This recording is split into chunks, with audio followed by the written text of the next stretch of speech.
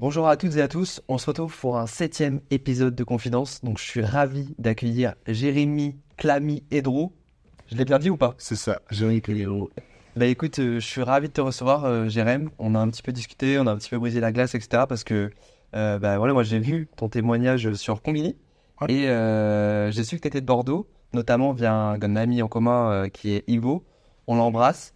Et effectivement, je trouvais ton témoignage hyper pertinent parce qu'on va en parler. Tu es rugbyman professionnel. Exactement. Alors, tu es rugbyman professionnel, tu défends les droits LGBT parce que tu es toi-même homosexuel. Mais aujourd'hui, j'avais envie de m'intéresser surtout à ton histoire, à toi, avant de parler de ton intimité. Parce que ce qui te définit, voilà, c'est toi en tant qu'homme. Tu profites de ton expérience et de ce que tu as bâti jusque-là, finalement aussi pour défendre une cause qui t'est chère parce que tu la vis dans ton intimité. Et on va parler un petit peu de tout ça. Donc c'est parti pour le 7e épisode de Confidence avec Jérémy Clamy.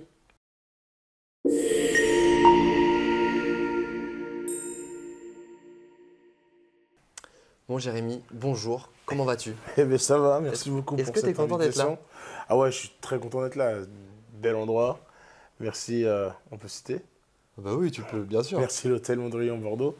Et merci à toi pour l'invitation, c'est Ben cool. non, mais merci vraiment à toi de t'être rendu disponible. C'est vrai que tu as de la chance parce qu'on tournait dans une chambre et Ouais. là on est un peu dans la chambre du GOAT du Mondrian Hotel. La chambre elle est incroyable, je suis ravi que tu puisses la découvrir. Et moi aussi, ça me fait plaisir, c'est cool, on va passer un bon moment. Tu veux dormir là cette nuit? Bah, si je peux venir accompagner, avec plaisir. Bon bah le Mondrian en tout cas vous êtes prévenus. Du coup tu connais un petit peu le principe de confidence. Je t'ai demandé de faire un petit peu tes devoirs avant de Exactement. venir. On va passer à l'instant confidence parce que j'ai envie que tu me racontes une anecdote, quelque chose que tu as envie de nous partager. Voilà, c'est l'histoire, c'est un petit peu de briser la glace. Donc c'est parti pour l'instant confidence.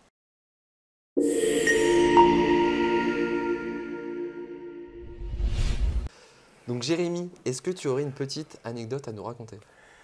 Envie de nous Ouais, partager. j'en ai plusieurs. Tu m'as demandé de faire mes devoirs, je les ai faits, mais j'ai pas encore sélectionné laquelle. T'en veux une comment? Une anecdote comment? Enfin, rigolote, une anecdote plutôt en mode éducatif, enfin, dans le sens où. Bon, l'éducation, je pense que la pédagogie, on va en faire déjà beaucoup, ne serait-ce dans le message que tu incarnes. Ouais, Donc vas-y, moi je suis chaud pour avoir un petit truc drôle. allez, ça marche.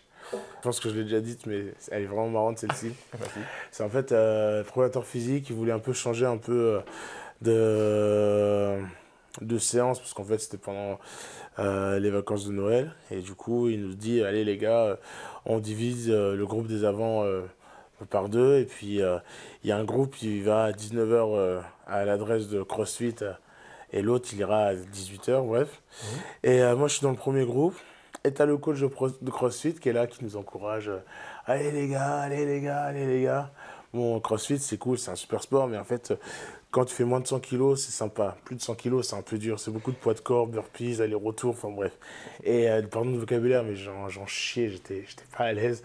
Mais bon, je lâchais rien parce que c'est court, c'est intense et c'est vraiment sympa. Et ça a changé de d'habitude. C'est long, mais on arrive bientôt à la chute. Et le coach, au bout d'un moment, pour nous encourager, phrase toute bête. Allez les gars, vous n'êtes pas des PD. Et moi, dans l'effort, moi, oui. En bref. Donc il s'est senti con, il savait pas si je rigolais ou pas.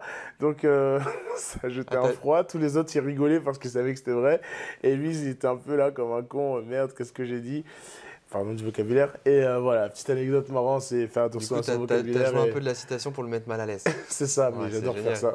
Mais c'est trop cool parce que déjà, je vais dire deux choses avant d'aller dans la continuité de cette interview. Tu te dis, désolé, c'est un peu long. Alors sache que sur Confidence, c'est le principe même de l'émission. C'est que Ouais. peu importe le temps qu'on prend. Ah, mais l'anecdote était longue pour le coup. Ouais, J'ai mais trop de c'est détails. intéressant parce que les détails, c'est aussi ce qui fait la consistance des choses. Ouais, Et notamment, tu vois, dans le travail qu'on essaie d'avoir, c'est vraiment de faire évoluer les mentalités, de changer le regard, de changer le paradigme sur plein de choses. Et en fait, te prive surtout pas de nous donner des détails croustillants, etc. ça Parce que c'est marche. dans ces détails-là qu'on va pouvoir mûrir nos réflexions, faire germer des idées, etc. Donc ça, tu vois, je pose un petit peu le cadre. Pas de souci, merci. Et ensuite, tu vois, tu le dis toi-même, tu donnes la première anecdote où tu parles finalement rapidement ton homosexualité. Mais justement, ça, c'est quelque chose dont on va parler après. Parce que moi, ce qui m'intéresse, c'est ce que je disais dans le préambule de cette interview, c'est que tu nous parles de toi en tant que personne, de toi en tant que joueur professionnel, comment Ouais. tu t'es construit, comment tu as évolué et comment tu en es venu à être joueur de niveau et quand est-ce qu'aussi la bascule s'est faite pour nous parler de l'intimité. Enfin voilà, tu vas nous raconter quand même des détails qui sont de l'ordre de l'intime, mais qui vont être intéressants parce que je pense qu'ils vont aider vraiment des milliers de personnes peut-être à s'affirmer et puis de faire évoluer les consciences aussi parce que ben voilà, je pense, on en reparlera tout à l'heure, mais tu es loin de la figure représentative de ce qu'on se fait de l'homme homosexuel. Apparemment. Voilà. Donc moi, Jérém, ce que j'ai envie de te poser comme question, bah déjà, est-ce que tu peux nous dire un petit peu d'où tu viens, Ouais. où est-ce que tu es né, etc. Et après, on va voir au feeling. Ça marche. Donc je suis un petit Normand, je suis né à Rouen, une très belle ville que je vous invite à découvrir. Je suis la Seine, Paris, Rouen, Le Havre. Donc voilà. Je suis né dans une famille assez nombreuse, une famille antillaise, catholique. Ma mère, mon père se sont rencontrés en France. Ma mère guadeloupéenne, mon père martiniquais. Beau mélange. Et j'ai 3 sœurs et 2 frères, donc famille nombreuse. Je suis arrivé en 4e position. Donc mes parents ouvriers se sont toujours décarcassés pour nous. On a tous été dans des écoles privées, ils se sont privés pour nous. Donc c'est cool, ils voulaient nous offrir une meilleure éducation. Je te disais, mes parents se sont un peu privés pour nous offrir une meilleure éducation, entre guillemets. Donc on était dans des écoles privées. Et moi je suis le 4e. Ma scolarité se passe plutôt bien. Toi, tu es le dernier de la famille? Non, le 4e. 4e? Et vous êtes combien, tu m'as dit? On est 6 enfants. 6 enfants. Exactement. Donc ouais, la scolarité, ça se passe plutôt bien. Je suis un enfant un peu agité, perturbé, quelques petits problèmes de comportement. Je déteste l'injustice, alors que je suis pas irréprochable. Bref, de toute façon. Je suis un peu comme toi pour les questions de l'injustice. J'ai énormément de mal avec l'injustice. Non, mais je trouve... Bon, bref. Et ça se manifeste comment, du coup moi, ça se manifeste comment? Prise de parole, en mécontentement, enfin, sauf qu'en fait, t'es un élève, t'as rien à dire, donc t'es pas adulte. Bon, voilà, c'est un peu comme ça quand j'étais plus jeune. Et t'étais bon élève ou pas? J'étais bon élève. Mon père me disputait beaucoup quand je faisais des bêtises, donc ça a mis un peu une petite tension, un petit écart entre nous, mais en même temps c'était légitime vu que je faisais des bêtises. Et là, un petit moment en confidence, à l'âge de... Pour rentrer au collège, je sais plus, je devais avoir 10 ans, je sais plus. J'étais suivi par un psychologue, parce qu'en fait, à la maison, il y avait un petit problème avec mon père et ma sœur. J'avais aussi des problèmes de comportement à l'école. Et en fait, je demande à la psychologue si je peux aller dans un internat, parce qu'en fait, je commençais à voir que j'avais une orientation sexuelle qui n'était pas forcément acceptée pour moi, mais qui était bizarre et je me sentais pas à l'aise. Enfin, il y avait plein de choses qui allaient pas. Je me posais plein de questions. Et en fait, c'est pas que je voulais fuir, mais je savais que j'étais pas forcément très à l'aise à la maison.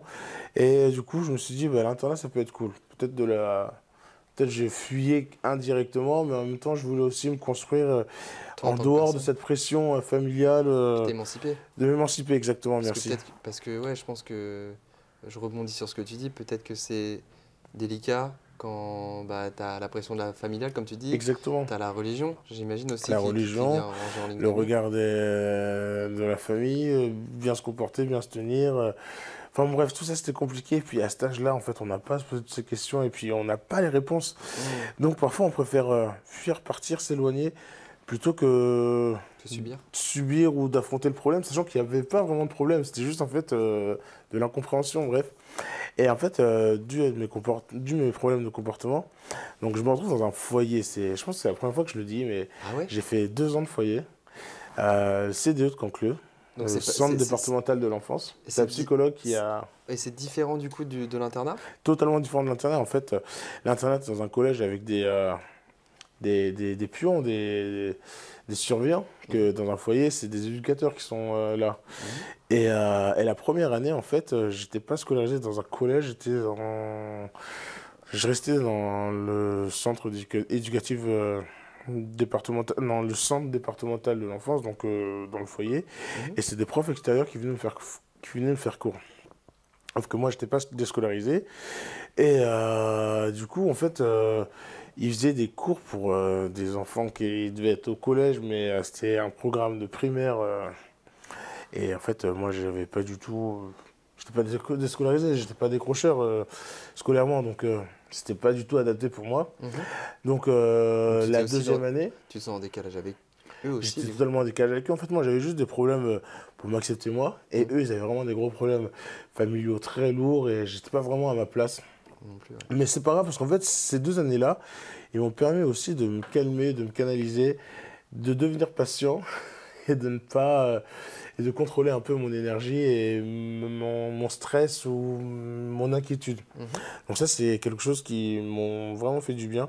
Je m'aventure pas forcément sur ce sujet parce que c'est quelque chose que j'ai mis un peu du côté de ma tête et dans un coin de ma tête. Mais bon, là, aujourd'hui, on va se mettre à nu, donc je t'en parle et ça me dérange pas.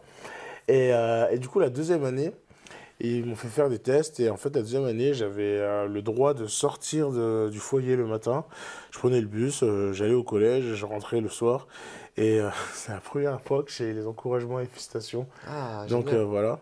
Et donc pour finir mon collège, en fait je suis sorti de l'internat du foyer pendant 2 ans après et j'habitais à 1h10, 1h30 1h20 de transport en transport. Et mes parents ont décidé de me laisser dans ce collège-là parce que ça se passait bien. Et du coup, même si que je me tapais 1h15 de transport tous les jours, mais je suis resté dans ce collège et j'ai eu mon brevet et tout s'est bien passé. Et après, je suis arrivé à Paris Alors, moi, ce que pour j'ai la envie, seconde. ce que j'ai envie de te dire, c'est que j'ai retenu quelque chose que je trouve pertinent. C'est que tu dis j'ai besoin de canaliser mon énergie, etc. Comment tu la canalises? Parce que moi, je le sais, mais tu vas nous le dire parce qu'on l'a dit, tu es joueur Ouais. professionnel. Donc, je pense que tout est lié.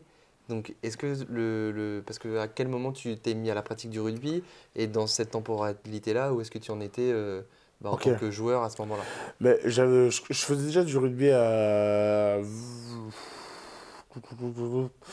en primaire. Ouais. Donc avant que je rentre en foyer, je faisais déjà du rugby. Mhm. J'ai commencé le rugby en 99, donc dans les équipes jeunes, à Rouen, Rouen Normandie Rugby, Stade Mermoz. Et, euh, et en fait, j'avais le père de mon meilleur ami qui était mon éducateur pendant plusieurs années. Mhm. Et en fait, il m'a un peu serré la vis et je lui dis merci, merci Dodo. Et en fait, quand j'étais au foyer, j'avais aussi ce deal où le mercredi, j'étais autorisé à sortir parce qu'en fait, il voulait pas m'empêcher de continuer la pratique sportive. Donc ça, c'est vraiment cool.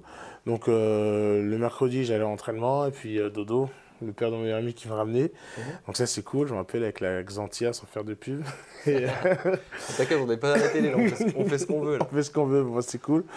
Et ouais, beaucoup de bons souvenirs. Et en fait, ouais, le sport, ça m'a beaucoup permis de rester dans le droit chemin, de me canaliser, de grandir, de devenir un homme respecté et respectable, je pense. J'espère, ouais. Ah bah, clairement. Et donc, Enfin, ouais, le rugby m'a... En tout cas, c'est pas moi qui irai me friter avec toi. Mais... Non, mais t'inquiète, je suis un bisounours, il n'y a aucun problème, je sais pas me battre. Non, mais ce que je veux dire par là, c'est que le rugby m'a vraiment permis de devenir la personne que je suis et puis m'a permis aussi de travailler sur moi au niveau de mes pulsions, de, De vie, d'élan.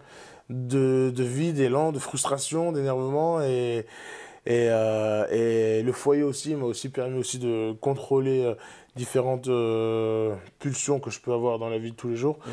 Mais le rugby, c'est vrai que c'est un très bon défouloir et ça m'a permis Bah, c'est vrai. d'apprendre sur moi. Bah, l'école, enfin, ce qu'on appelle l'école du rugby, je pense que L'école effectivement, de la vie. moi, ce que j'en ai pratiqué aussi, toi, on en a un peu parlé en off, des gens qu'on Exactement. a pu côtoyer, etc. Parce qu'on a quasiment du même âge. Tu l'as pas dit, mais tu as 33 33 ans. ans. L'âge Peut-être de 80. L'âge de L'âge du Christ. Ouais, en plus, tu ressembles Il a beaucoup. mal fini. Non, je rigole. Pardon. Oui, j'ai 33 ans, pardon. Et ouais, je suis né en 91, janvier, verso. Ok, Les bah, moi, je meilleurs. suis 20 janvier 92. Donc, tu as quasiment un an de plus Ah que non, moi. ouais. Donc on aurait pu se côtoyer sur les terrains, mais c'est vrai que moi j'ai joué un peu moins longtemps et puis j'avais pas le même niveau. Mais effectivement, je pense que justement le rugby, c'est un sport où tu as des valeurs qui sont très ancrées Mm. et qui sont des valeurs fédératrices. On va encore en parler parce que tu vois, on va parler aussi effectivement des droits LGBT que tu défends. Et effectivement, tu te rends compte qu'il y a plein quand même de gens intelligents dans ces milieux-là parce que c'est, je pense, qu'il t'a permis aussi de te construire, de t'affirmer. Et je pense Totalement. que toi aussi, à travers les témoignages que tu partages, tu as envie de rendre aussi l'amour certainement que ces gens-là t'ont Totalement. offert, qui t'ont permis de t'accomplir Eh ouais, aussi à un parce moment que- de ta vie. Moi, la question que j'ai envie de te poser, donc t'es joueur professionnel. Ouais. Là, on parlait du foyer, on parle un petit peu des débuts, et tu me disais que tu étais parti à Paris à un moment donné. Exactement. Et donc là, c'est là où tu rentres un petit peu plus dans le vif du sujet en tant que joueur pro. Ça se passe comment? Ben, c'est ça. Donc après mon collège brevet, je fais des sections pour rentrer à la Canale. Mais la Canale, c'est un peu l'espoir à Paris. Mhm. Et en fait, les appréciations n'étaient pas très bonnes. Donc du coup, plop, Bah, recalé. ouais. Et Et c'est tu, pas grave, mais et tu vois, tout est lié. ça, c'est le rugby, tu vois. Et c'est le rugby. Moi, je me souviens quand les mecs étaient en pôle France, parce que moi je suis de Tours, il y avait un pôle Mm. France. En gros, si tu avais des mauvaises notes, bah, tu jouais pas au match. Donc Oui. il fallait assurer à la fois en cours et sur le terrain. Et c'est important aussi ce double projet, et je suis d'accord avec toi, et heureusement qu'il y a ce double projet dans le rugby. Je sais pas dans d'autres sports, mais je sais que parfois on peut le remettre en question. Mais voilà, donc je fais les tests pour entrer à la Canale, c'est un peu les sports de rugby en Île-de-France, Mhm. à Sceaux. Bon, mon dossier n'est pas retenu à cause de mes appréciations scolaires, mais rugbystiquement ça le faisait, et les notes aussi. Mais bon, c'est pas grave. Du coup, je fais les tests pour entrer au Stade Français, au centre de formation. Donc en fait, non, au club du Stade Français. On est retenu, on est trois à venir faire les tests. Il y avait Quentin, Fabien et moi. Mhm. Et en même temps, on fait aussi les tests pour entrer à Massy. Et en fait, la différence entre Massy et le Stade Français, c'est qu'en fait, Massy nous proposait le centre de formation avec une structure un peu plus sécurisante pour nos parents, dans le sens où on est à l'internat, ils nous donnent la bouffe, on n'a pas à chercher un appartement, on n'est pas livré à nous-mêmes dans Paris, on est scolarisé dans un établissement qui travaille avec le club.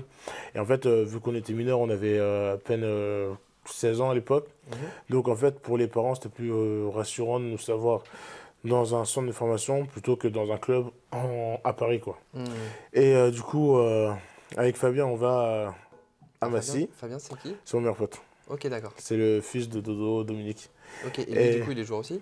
et ouais, on a fait quasiment toute notre. Ok. Fabien il va beaucoup revenir dans le témoignage parce qu'en fait, on est parti à Paris ensemble. Donc lui, il est parti 3 ans à Massy. Moi, je suis resté 6 ans en Île-de-France. Mhm. Après, on est revenu à Rouen ensemble. On a fait toute notre carrière à Rouen ensemble. Et on a arrêté le rugby pro l'année dernière à Rouen, tous les deux en même temps. Ah Et ouais. voilà. Et donc, Fabien va revenir beaucoup. C'est mon meilleur ami. Ok.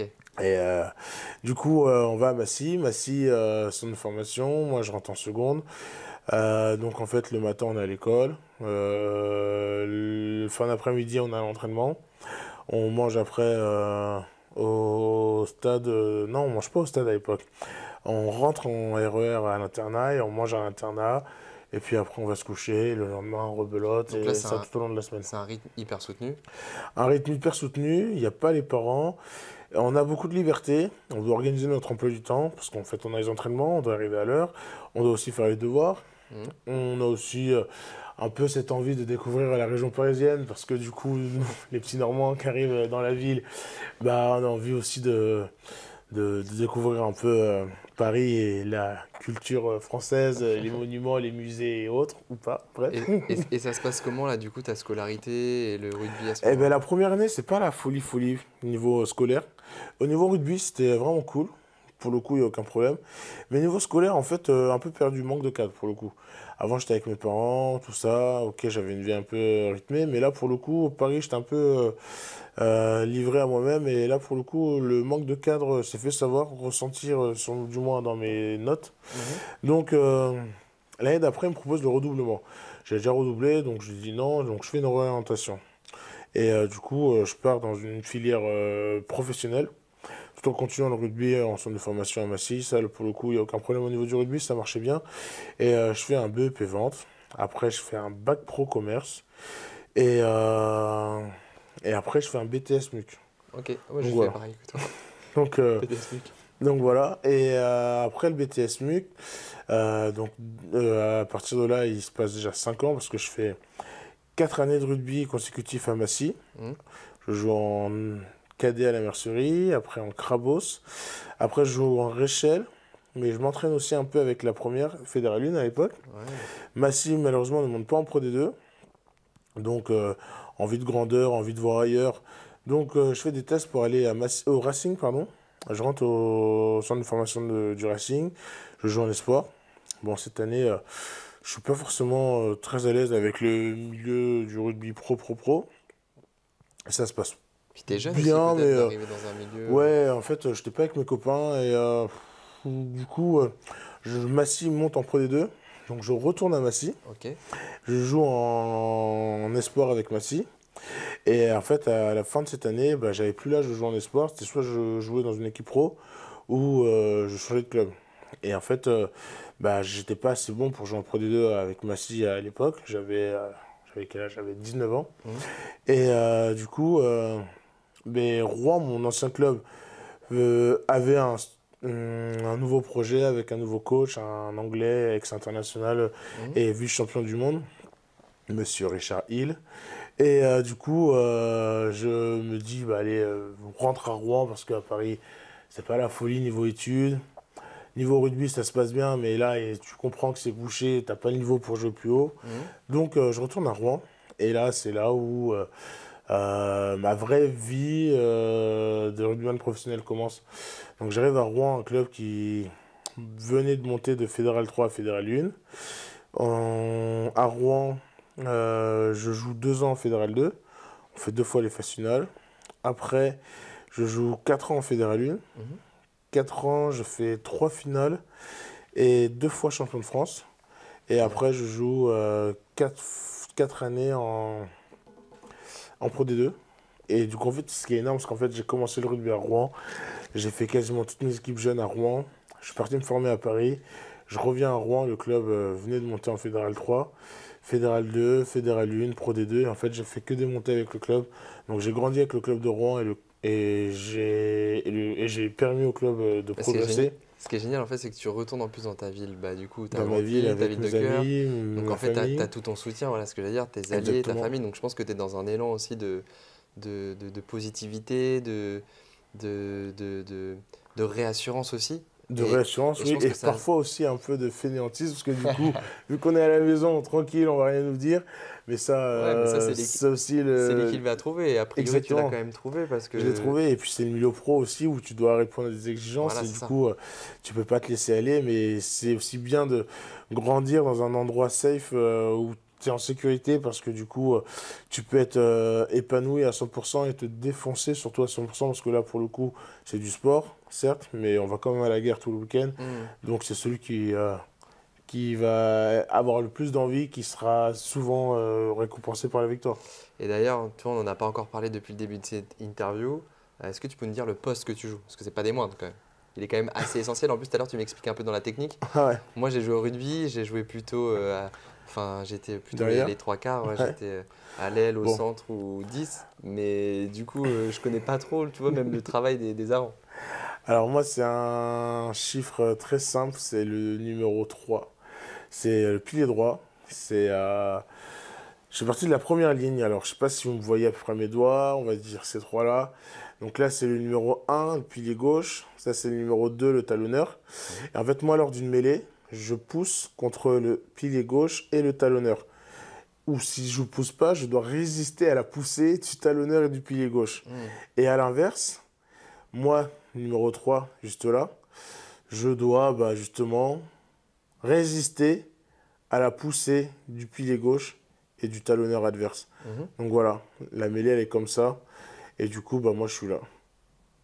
Ok. Je sais pas si c'est clair, mais il y aura peut-être une image qui va montrer un peu mieux. Ouais, on pourra montrer, mais non, mais c'est bien Donc, pilier droit. parce que moi, ce que j'aime bien, c'est aussi rentrer un peu dans le détail, de bien faire comprendre plein de choses. Et puis voilà, je pense que c'est aussi l'occasion, comme je le disais, d'avoir un format long. Donc, on peut rentrer dans le détail, on peut dire des choses. Il y a des choses qui vont peut-être moins intéresser d'autres. Et puis les rugbyman qui vont nous regarder, ils vont kiffer parce oui. qu'ils se sentent aussi représentés, tu vois. Totalement. Et donc, ouais, donc le pilier droit, en gros, pour parler un peu de ce poste, c'est un très très beau poste qui demande beaucoup de vices. Ça s'acquiert aussi avec le temps, avec l'expérience, avec la pratique. Simplement parce qu'en fait, une mêlée, c'est beaucoup de technique. C'est pas forcément que de la force pure et dure. C'est aussi un peu de subtilité. La déstabilisation. Déstabiliser, voir où est l'arbitre, travailler l'adversaire pour faire plusieurs techniques différentes, voir s'il résiste ou pas. Chafouiner un peu l'adversaire. Et parfois, ça Sous peut la y mêlée. arriver, ça peut y arriver, ça peut arriver. Et en fait, c'est la somme de toutes ces pratiques, ces subtilités, ce vice, cette force aussi et cette intelligence. Parce qu'il faut être très intelligent pour jouer devant. C'est pas que du contact. Et, euh, et du coup, quand tu es pilier, bah, c'est un art. Mm. Et c'est bien de, d'utiliser différentes techniques pour toujours permettre à l'équipe d'avancer. Parce qu'il faut savoir qu'en fait, le pilier droit, c'est un peu le pilier de la mêlée, le socle. Mais en fait, seul, il peut rien faire. Mm. Et en fait, dans une mêlée, on est 8. Et les deuxième lignes qui sont derrière, les grands, et on aime bien les embêter quand ils poussent pas assez, mais heureusement qu'ils sont là. Et les troisième lignes qu'on oublie de temps en temps, mais qui sont aussi très efficaces et très importants. Et en fait, c'est un travail collectif, c'est un travail à 8. Et même si que nous, on a une place très importante, mais c'est ensemble que la mêlée avance. Et du coup, nous, même si qu'on peut un peu tricher de temps en temps, mais si les copains qui nous entourent sont pas avec nous, c'est un peu plus compliqué. Enfin bref. Mais voilà, tout ça pour dire que c'est un sport collectif et c'est ensemble qu'on avance, qu'on gagne. Bah, c'est Et un peu à l'image de Confidence et de ce qu'on fait là pour.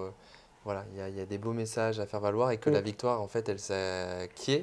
Je ne sais pas si je le dis elle correctement. s'acquiert, elle s'acquiert, Elle s'acquérit. elle se gagne Voilà, elle se gagne. Exactement. ensemble. Elle se gagne ensemble.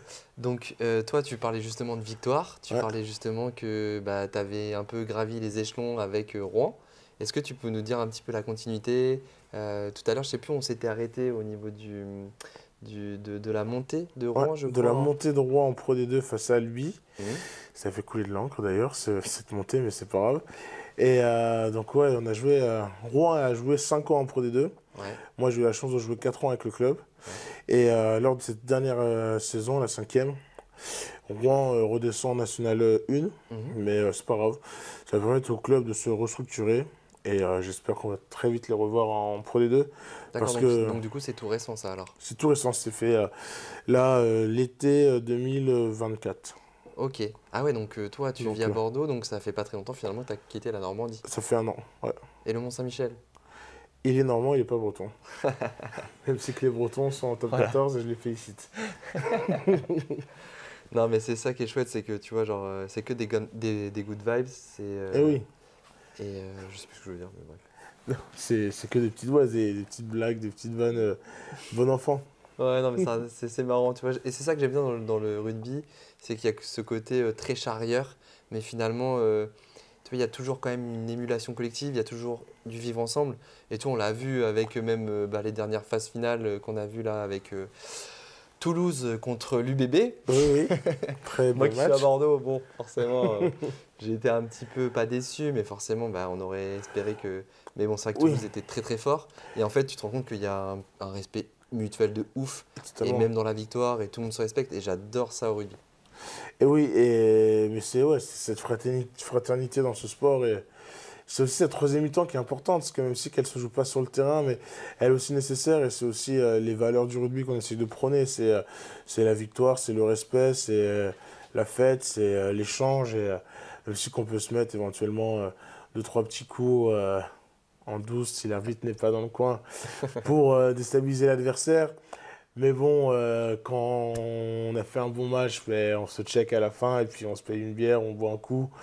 Puis même si on est un peu énervé, mais 10 minutes après on redescend. Et puis si le gars on le connaît ou quand on va le revoir, parce qu'il y a toujours un match aller, un match retour, eh ben, il y aura encore un bon duel sans forcément qu'il y ait de coups. Mais puis après, à la fin, ça se finit toujours avec une accolade, un check et good job. Yeah, bro. Non, Et- c'est cool. Non, c'est chouette. Et toi, du coup, tu as été joueur professionnel combien de temps en tout? Alors moi, j'ai fait 10 ans en pro, mais dans ces 10 ans, j'ai eu un contrat LNR, donc c'est la Ligue nationale de rugby. Mhm. C'est la ligue qui gère les 30 clubs pro, donc top 14 et pro D2 pendant 4 ans. Mhm. Mais quand j'étais en fédéral, j'avais un contrat pro, mais un contrat fédéral. Ok. Et là, actuellement, j'ai encore un contrat professionnel, un Mhm. contrat fédéral, parce qu'en fait, je ne suis pas dans la Ligue nationale de rugby, je ne suis pas en Pro D2, ni Mhm. en Top 14, Mhm. mais j'ai quand même un contrat de travail où je suis rugbyman professionnel. Et justement, je parlais, enfin, toi, on disait avant de rentrer un peu dans Dans le les sujet détails. de la LGBT, etc., enfin, de la cause LGBT. Moi, je m'intéresse à toi en tant que com. À ce moment-là, enfin, tu vois, quand tu es rugbyman professionnel, moi, ce qui m'intéresse aussi, c'est qu'on en parle un petit peu en off, la reconversion professionnelle. Est-ce que Ouais. tu y penses? Parce que là, du coup, tu es à la fin de ta carrière. Ouais. Ouais, on y pense, parce que ce qu'on disait tout à l'heure, c'est un double projet pour entrer à la Cana dans une formation. Il faut que tu sois scolarisé, que ce soit un CFA, BEP, ou une alternance ou autre. Il faut vraiment ce double projet parce que la blessure, elle arrive très vite. Et puis, Et puis elle peut même arriver les aussi au cours de ta commotions ou carrière. autres, Ouais. exactement. Et donc, du coup, tu es quasiment obligé de faire ce double projet. Sauf que parfois, je balance un peu, je dis qu'il y a un double discours. Parce que jusqu'à 18 ans, tu es obligé de faire ce double projet, mais après 18 ans, tu es un peu moins obligé tant que tu joues. Ouais. Et ça, pour le coup, c'est pas toujours cool. Mais il y a un syndicat de joueurs qui travaille beaucoup pour justement éviter un peu ce double discours, qui s'appelle Proval, que je félicite et que je salue parce qu'en fait, grâce à eux, j'ai fait 2 écoles de commerce. Mhm. Ils ont réussi à nous avoir des horaires aménagés pour pouvoir continuer à faire du rugby et avoir des cours aussi le soir. Et ils nous ont aussi aidés pour le financement des écoles, donc ça c'est vraiment cool. Et Proval, c'est un syndicat de joueurs qui aide les joueurs dans leur reconversion, en cas de litige avec le club ou pour plein d'autres choses. Et du coup, Proval, en France, sont très actifs justement pour la reconversion des joueurs. Et ça fait 3 ans, 4 ans que je bosse avec eux en tant qu'adhérent où je fais leur formation et je fais aussi, je m'intéresse à des petites cellules d'information sur différents métiers parce que là, pour le coup, je termine ma carrière de rugby dans quelques mois et je suis en plein bilan de compétences pour vraiment savoir ce que je veux faire pour gagner du temps. T'as une idée un Pour, petit peu de ce qui te plaît ou pas? alors, je veux faire du commerce Ouais. et en même temps, il y a un truc qui m'intéresse, c'est un peu tous ces nouveaux métiers, RSE, Du coup, responsable. tu peux faire passer un message, les vidéos vont être regardées. Eh bien, je vous invite à me contacter sur mon Insta ou sur mon LinkedIn. Voilà, Jérémy Clémédrou. Je suis titulaire d'un master management immobilier et d'un bachelor vente de vins et spiritueux. J'habite Bordeaux, mais je peux me libérer, me déplacer partout en France. Et voilà, tout ce qui est relationnel, vente ou conseil, je peux être votre homme. Voilà, le message est passé. Moi, j'ai une petite question. Donc, toi, tu as été rugbyman professionnel. J'imagine que ça a été dur, c'est beaucoup de sacrifices, des Ouais. choix aussi de vie. Je pense que tu as été épaulé par ta famille. Est-ce que tu pourrais donner, par exemple, un conseil à un joueur qui n'est pas forcément professionnel, qui est un petit peu le joueur que j'ai pu être à Ouais. une époque? Maintenant, j'ai arrêté, j'avais un peu mal au cervical.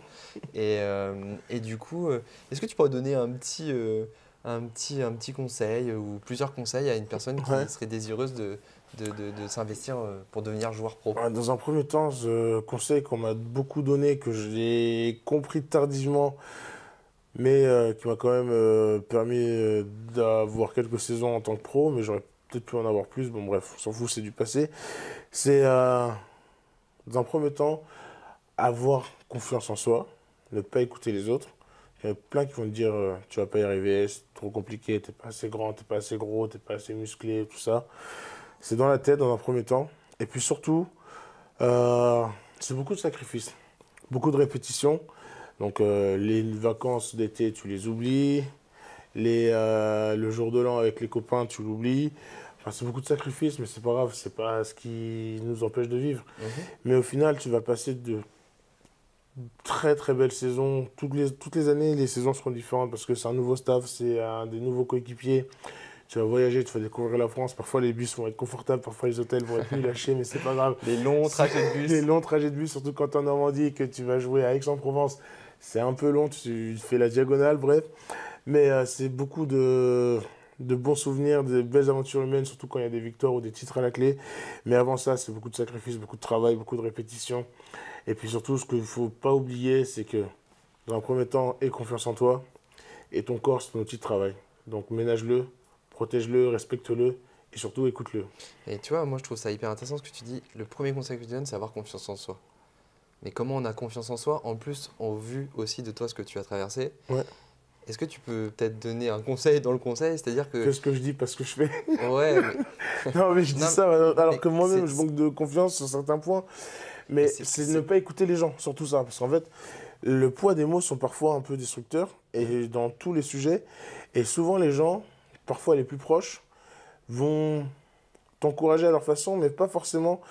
Ils vont pas te dire vas-y, fonce. Ils vont te dire ouais, t'es sûr, tu veux pas faire autre chose. Faut s'écouter. Et voilà, si tu veux y aller, vas-y, fonce. Mais par contre, n'oublie pas d'écouter ton corps.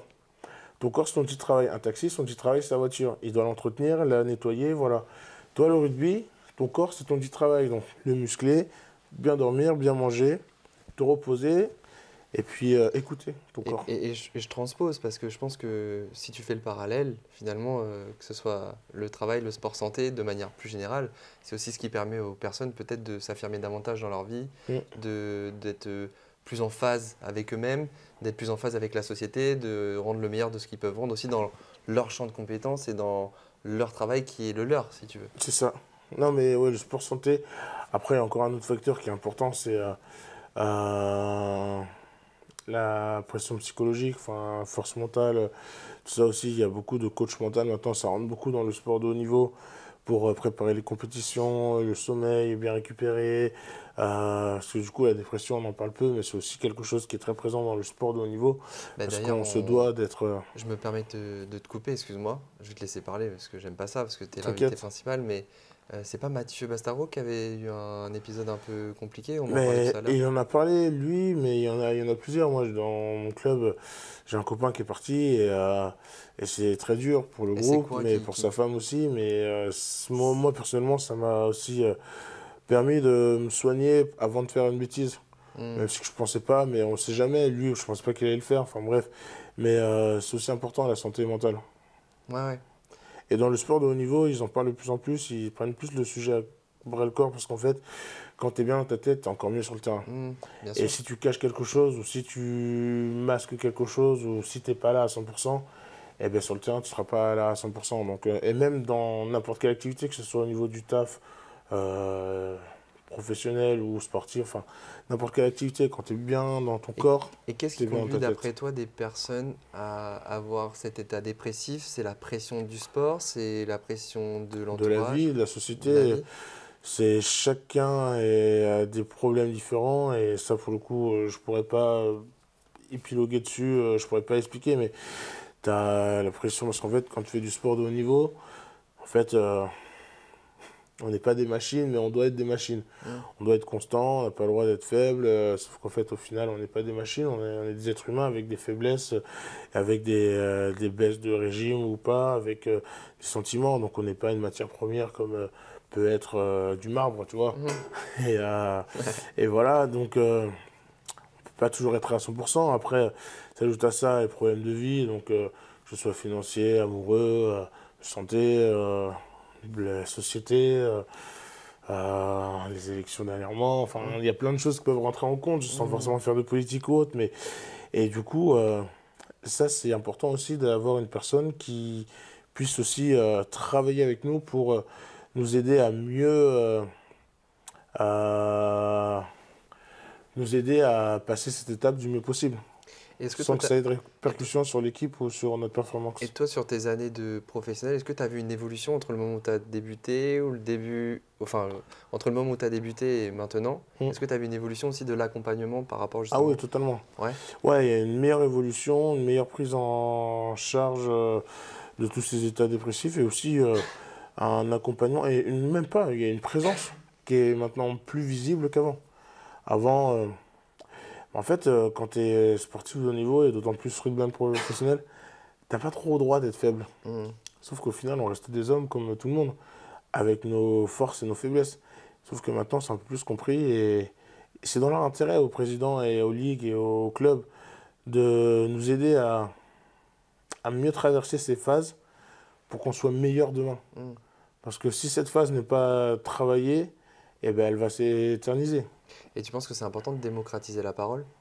Ah, mais il faut, c'est la meilleure chose à faire. C'est la meilleure chose à faire parce que, Et c'est pour certes, ça. c'est pas nous demain, ce sera d'autres personnes qui seront à notre place. Mhm. Mais si ce problème il est récurrent dans tous les clubs, eh ben, au final, le problème n'est pas réglé. Donc, nous, notre dépression, bah, ça sera la même que celle du nouveau joueur ou inversement. Et le but, c'est de travailler ensemble, Mhm. pas de changer pour changer et inversement. Mhm. Attends, parce que du coup, là, je... Là, on s'est un peu perdu, mais Non, non, mais j'adore parce que, t'adores. au contraire, c'était pas l'angle que j'avais forcément vu. Ouais. Mais justement, regarde, je vais pouvoir faire le lien. C'est que toi, Jérémy, du coup, est-ce que tu as vécu des moments dépressifs? Je pense que oui, dans ta jeunesse, ou en tout cas, tu t'es interrogé, et notamment par rapport au sujet dont il va être aussi question aujourd'hui.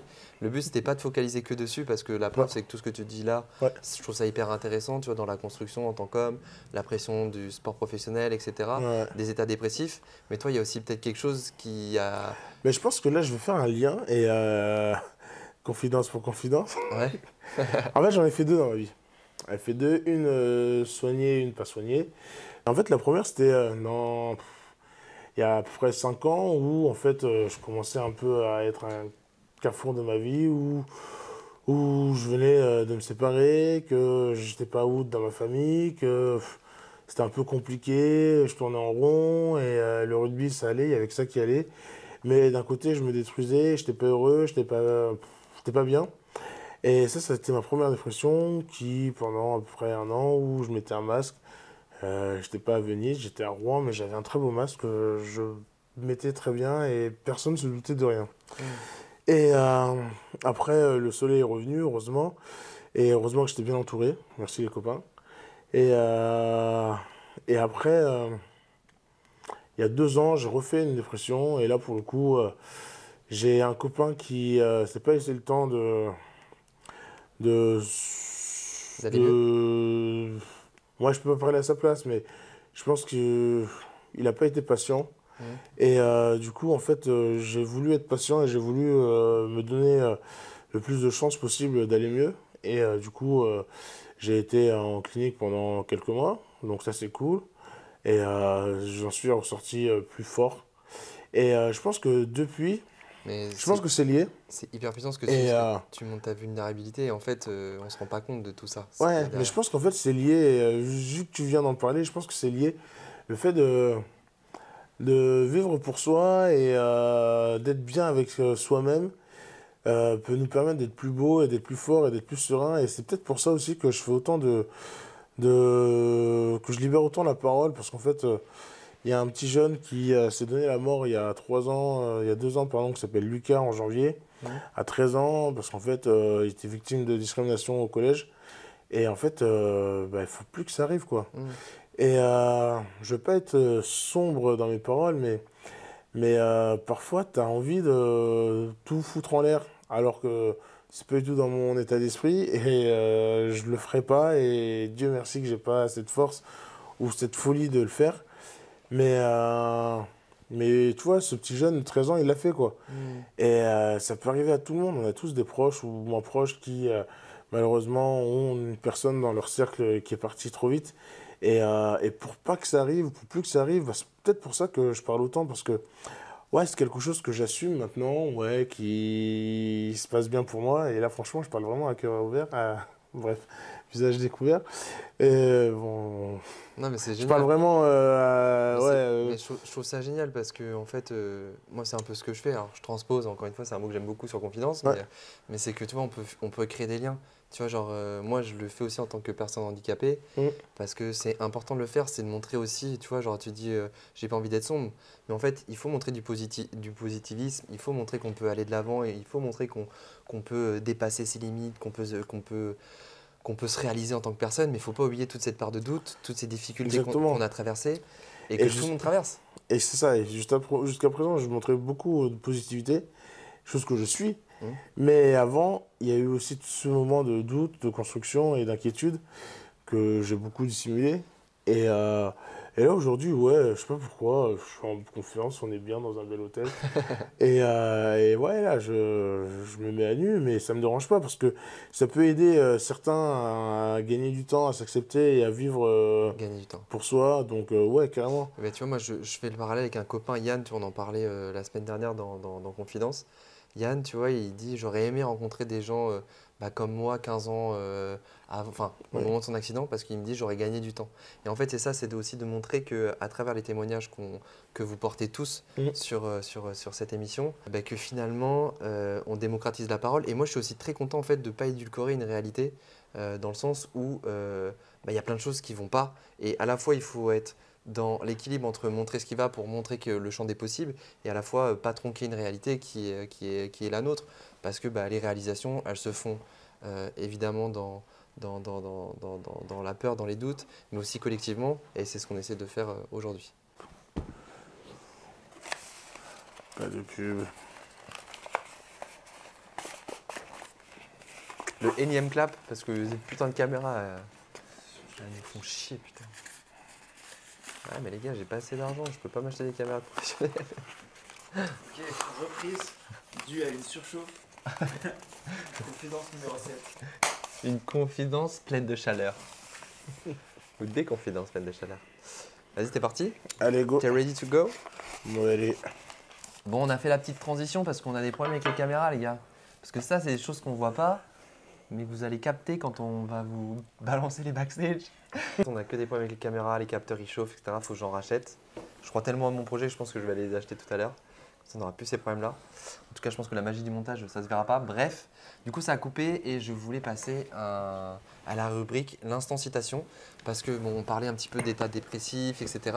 Donc, on va parler après un peu plus de toi aussi, de la cause que tu défends. Ouais. Et certainement des épisodes dépressifs par lesquels tu es passé et justement pour un petit peu éviter à des personnes de faire peut-être des choix qui peuvent conduire à des choses fatales. Ouais, Voilà, je pense que c'est tout l'enjeu aussi de ce qu'on est en train de faire là. Et totalement. ton témoignage, il est très puissant.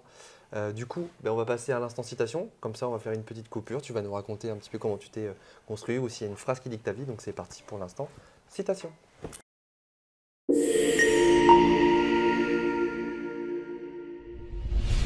Donc Jérémy, est-ce que tu as une citation ou plusieurs? Ouais, une que j'aime bien, c'est la citation de mon club. C'est ensemble, plus fort, plus loin, plus vite. Enfin, c'est le travail d'équipe, le travail collectif. C'était l'OM? Non, le Rouen Normandie Rugby. Non, je rigole. La puissance du collectif, c'est très important. Et ça me définit beaucoup. Parce qu'en fait, le sport le rugby, c'est un sport collectif. C'est le travail d'équipe, c'est l'union fait la force, c'est tous ces trucs-là. En plus, cette année, c'est les JO, donc c'est un travail, même s'il y a un sportif, mais il y a aussi son kiné, il y a aussi son préparateur physique, mental, on en a parlé tout à l'heure. Il y a aussi, je sais pas, une nutritionniste, il y a aussi éventuellement son compagnon ou sa compagne qui va l'épauler dans tous les moments de galère, de doute ou autre.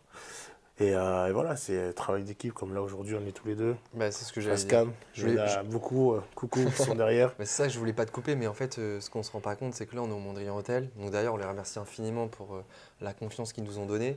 Et tu vois, il y a Kev qui est derrière les caméras. Là, on est en train de voir pour avoir recruté un petit jeune qui fait du montage. On espère qu'on aura aussi un matos encore plus cool grâce à notre peut-être futur faut que les partenaire. gens ils voient ça, ouais. Mais en fait, c'est ça, c'est que tu vois, c'est la somme de toutes ces petites choses individuelles qui font Totalement. la force du collectif et de la réussite d'un projet. Ouais. Donc, que ce soit la réussite d'un club, d'un projet sportif ou de la réussite de ce projet Confidence. Parce que pareil, tu vois, je le rappelle, moi, là, on est au Mondrian Hotel. Il y a tout le personnel qui est au petit soin avec nous, Total. qui va nous aider, qui va me tenir la porte. Je suis en fauteuil, je suis avec ma trottinette électrique. Ils vont nous aider à déplacer le La dame qui matériel, nous etc. donnait du d'une café chambre. encore là tout à l'heure. Ils nous en ramènent du café. Enfin, en fait, on se rend pas compte, mais chaque petit détail compte. Et c'est ces petits détails qui font la différence. Totalement. Donc, moi, je suis complètement en phase avec ce que tu dis. Ouais. Et je te laisse la suite parce que c'est ton instant citation, c'est pas le mien. C'est ça. Et en fait, la deuxième, c'est. Là, j'avais changé encore la semaine dernière quand j'étais de passage à Castres chez mon ami Pilier. Et j'étais avec Rodrigo Capo Ortega, une légende du club de Castres, qui lui aussi fait des conférences un peu qui parle, avec qui représente le club. Et en fait, quand je dis l'union fait la force, apprenons à connaître un peu les autres, évitons un peu cet effet miroir de rester uniquement avec des personnes qui nous ressemblent, qui sont comme nous, parce qu'en fait c'est un peu sécurisant. De temps en temps, c'est bien aussi de s'intéresser un peu aux autres. Et en gros, il a résumé tout ça en une phrase. Et en fait, il m'a demandé c'était quoi la différence entre une mouche et une abeille. Je vous laisse un peu réfléchir. C'est juste, en fait, c'est très simple. Les mouches, elles se posent sur de la merde. Ouais. Et les abeilles sur des fleurs.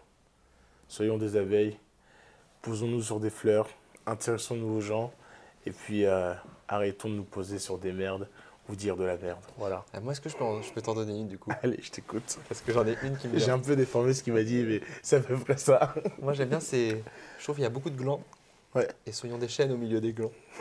Oui, j'adore les glands, fais attention. J'étais obligé de la faire. Mais c'est un très beau un chêne. Ah, il me fume. Ah, c'est des... On passe à autre chose. Et ben justement, c'est la transition parfaite. On va parler d'homosexuels. Et ben voilà. On est en plein dans le sujet. En vrai, tu vois, c'est ça qui est cool aussi, c'est qu'on joue de l'humour. Je pense que Mais c'est important de casser un peu ce les truc, codes, des trucs, casser les tabous. déconstruire, ouais. Et justement, bah, on va en revenir un peu dans le sujet. C'est que donc, toi, tu es rugbyman professionnel, on en a beaucoup parlé dans la première partie. Ouais. Et bah, dans cette seconde partie, moi j'ai envie de savoir aussi la cause que tu défends, les états par lesquels tu es passé, on parlait de dépression, etc.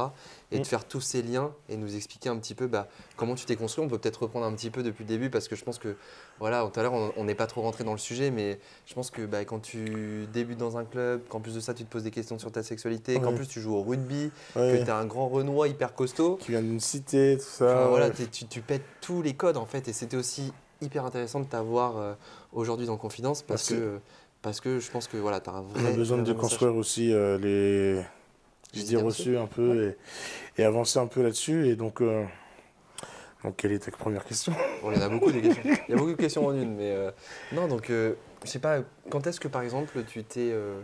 Questionné? Tu t'es interrogé sur ta sexualité? Très jeune, très jeune. Je me rappelle, déjà dès l'école primaire, je me retournais plus facilement pour regarder un garçon qu'une fille. J'avais plus de papillons envers certains garçons qu'envers certaines filles. Je préférais plus la présence. Après, c'était pas de l'amour à l'époque, c'était plus de l'affection, une forte affection. Je préférais passer plus de temps avec certains potes, garçons. On parlait pas d'amour à l'époque, c'était juste mon bien-être. J'aimais bien sa présence, tout ça. Et après, au fur et à mesure du temps, j'ai compris qu'en fait, il n'y avait pas forcément un désir sexuel, parce que pour le coup, on parle pas de sexe, on parle d'amour avant tout. Et puis, c'était la présence d'une personne qui me faisait du bien. En premier temps, j'avais plus d'intérêt, d'affection, d'envie de passer du temps avec les garçons que les filles. Plus de garçons que les filles. Et après, avec mon libre arbitre, à force de comprendre et de grandir et de m'informer, bah, je comprends que bah, on va dire qu'à l'époque, je me disais plus bi. Parce que tu as encore un peu cette transition où tu acceptes ton genre affectif, voilà. Tu te caches un peu dans le sens, tu le dis, mais tu le dis pas trop. Faut à moitié avouer, à moitié pardonner, on va dire ça comme ça. C'est que tu veux être intégré, mais en même temps, tu veux pas forcément mentir, mais en même temps, c'est compliqué. Donc voilà, au début, je disais que j'étais bi. C'est comme ça que je l'ai dit au rugby au début pour les premiers. Et après, en fait, quand je suis arrivé à Paris, à l'âge de 16 ans, bah, j'étais plus avec mes parents, j'étais à l'internat. Paris est une grande métropole, avec un quartier gay où j'y suis allé légèrement au début, même si je ne me suis pas forcément, comment dirais-je, trouvé. J'avais pas beaucoup de points de similitude avec le Marais, mais j'y suis allé pour découvrir, pour voir comment ça se passait ou autre. Et après, j'y allais plus trop, mais ça c'était un choix personnel et je reproche rien à personne. Mais voilà, j'ai appris à m'épanouir, à m'émanciper, à m'accepter en étant à Paris. Et du coup, de 16 à 22 ans, quand j'étais en région parisienne, c'est là où j'ai vraiment mis un mot sur mon orientation sexuelle, dans le sens où je suis homosexuel. Je m'accepte comme je suis. Et j'ai aussi appris à m'émanciper vu que j'étais plus avec mes parents. Et à m'accepter. Donc ça, c'était un vrai pas vers l'avant. C'était vraiment une avancée. Et après, je suis revenu à Rouen. Et là, du coup, ben, je m'acceptais à Paris. Tous les gars du rugby le savaient. Je commençais légèrement à le dire à mes frères et sœurs. Sauf que là, tu rentres à Rouen. La première année, je me dis, ouais, je vais pas me prendre un appartement. J'ai 22 ans, je retourne chez mes parents. Je reste un mois. Je vois ma mère qui gueule sur mes frères et sœurs, tout ça, j'ai plus mon intimité, j'ai dit, allez, c'est mort. À ce moment-là, ma sœur venait de se séparer de son copain, je lui ai dit, Naomi, c'est simple, on se prend un appartement à deux, on se fait une coloc, et puis voilà. Donc, du coup, je me suis pris un appartement avec ma sœur. Compliqué aussi un peu de se cacher avec ma grande sœur, donc du coup, je lui ai dit aussi dans la foulée. Bref, tout se fait. Et en fait, au bout d'un moment, tout le monde est au courant, sauf mon père. Et mon père, je lui dis plus tard et je vous dirai comment. Après, mais voilà, On fait un peu de. On fait un peu. durer le suspense. Voilà, le suspense. Moi, j'ai envie de revenir quand même un petit peu. C'est quand est-ce que tu as vraiment pris conscience et tu as mis des mots sur le fait que tu l'étais Mm. et que tu l'assumais peut-être pas, que tu l'as pas dit? Parce que tu dis, tu vois, tu as commencé à t'assumer à 19, de 18, 19, je sais plus ce que tu me disais tout à Ouais, l'heure. je commençais à m'assumer en région Mais parce parisienne. qu'à ce moment-là, avant Paris, tu étais. Avant Paris, j'étais à Rouen. Il n'y avait pas encore les smartphones. Il n'y avait pas Grindr. Il y avait MSN. Tu sais, on était en train de chatter. On s'envoyait des whiz. C'était pas pareil. C'était des Skyblog. Enfin, c'était pas la même liberté de communication. À l'époque, je me rappelle, j'avais un téléphone, pas un smartphone. J'avais un 3310, un Nokia. On jouait à Snake 2. C'était la folie. Et du coup, j'avais un forfait de MRDE. Bref, de toute façon. Puis mes copains n'avaient pas forcément de téléphone. Enfin, on n'avait pas autant de facilité de communication qu'on a aujourd'hui. D'ailleurs, c'était peut-être mieux avant. Bref, c'est un autre sujet. Mais du coup, oui. Parce que tu l'as dit aux gars de ton équipe. Ouais, je l'ai dit aux gars de mon équipe. Il n'y avait aucun problème. Quand tu as commencé Quand à j'ai l'assumer? commencé à le dire, j'avais 15 ans. Donc ça a été un scoop. J'ai été un peu déçu par 2-3, mais c'est pas grave. Et mais en fait, quand je l'ai dit, en fait, dans tous les clubs, je l'ai toujours dit, je suis toujours été out dans tous mes clubs. Mais en fait, avant que je le dise, j'étais le pote du rugby.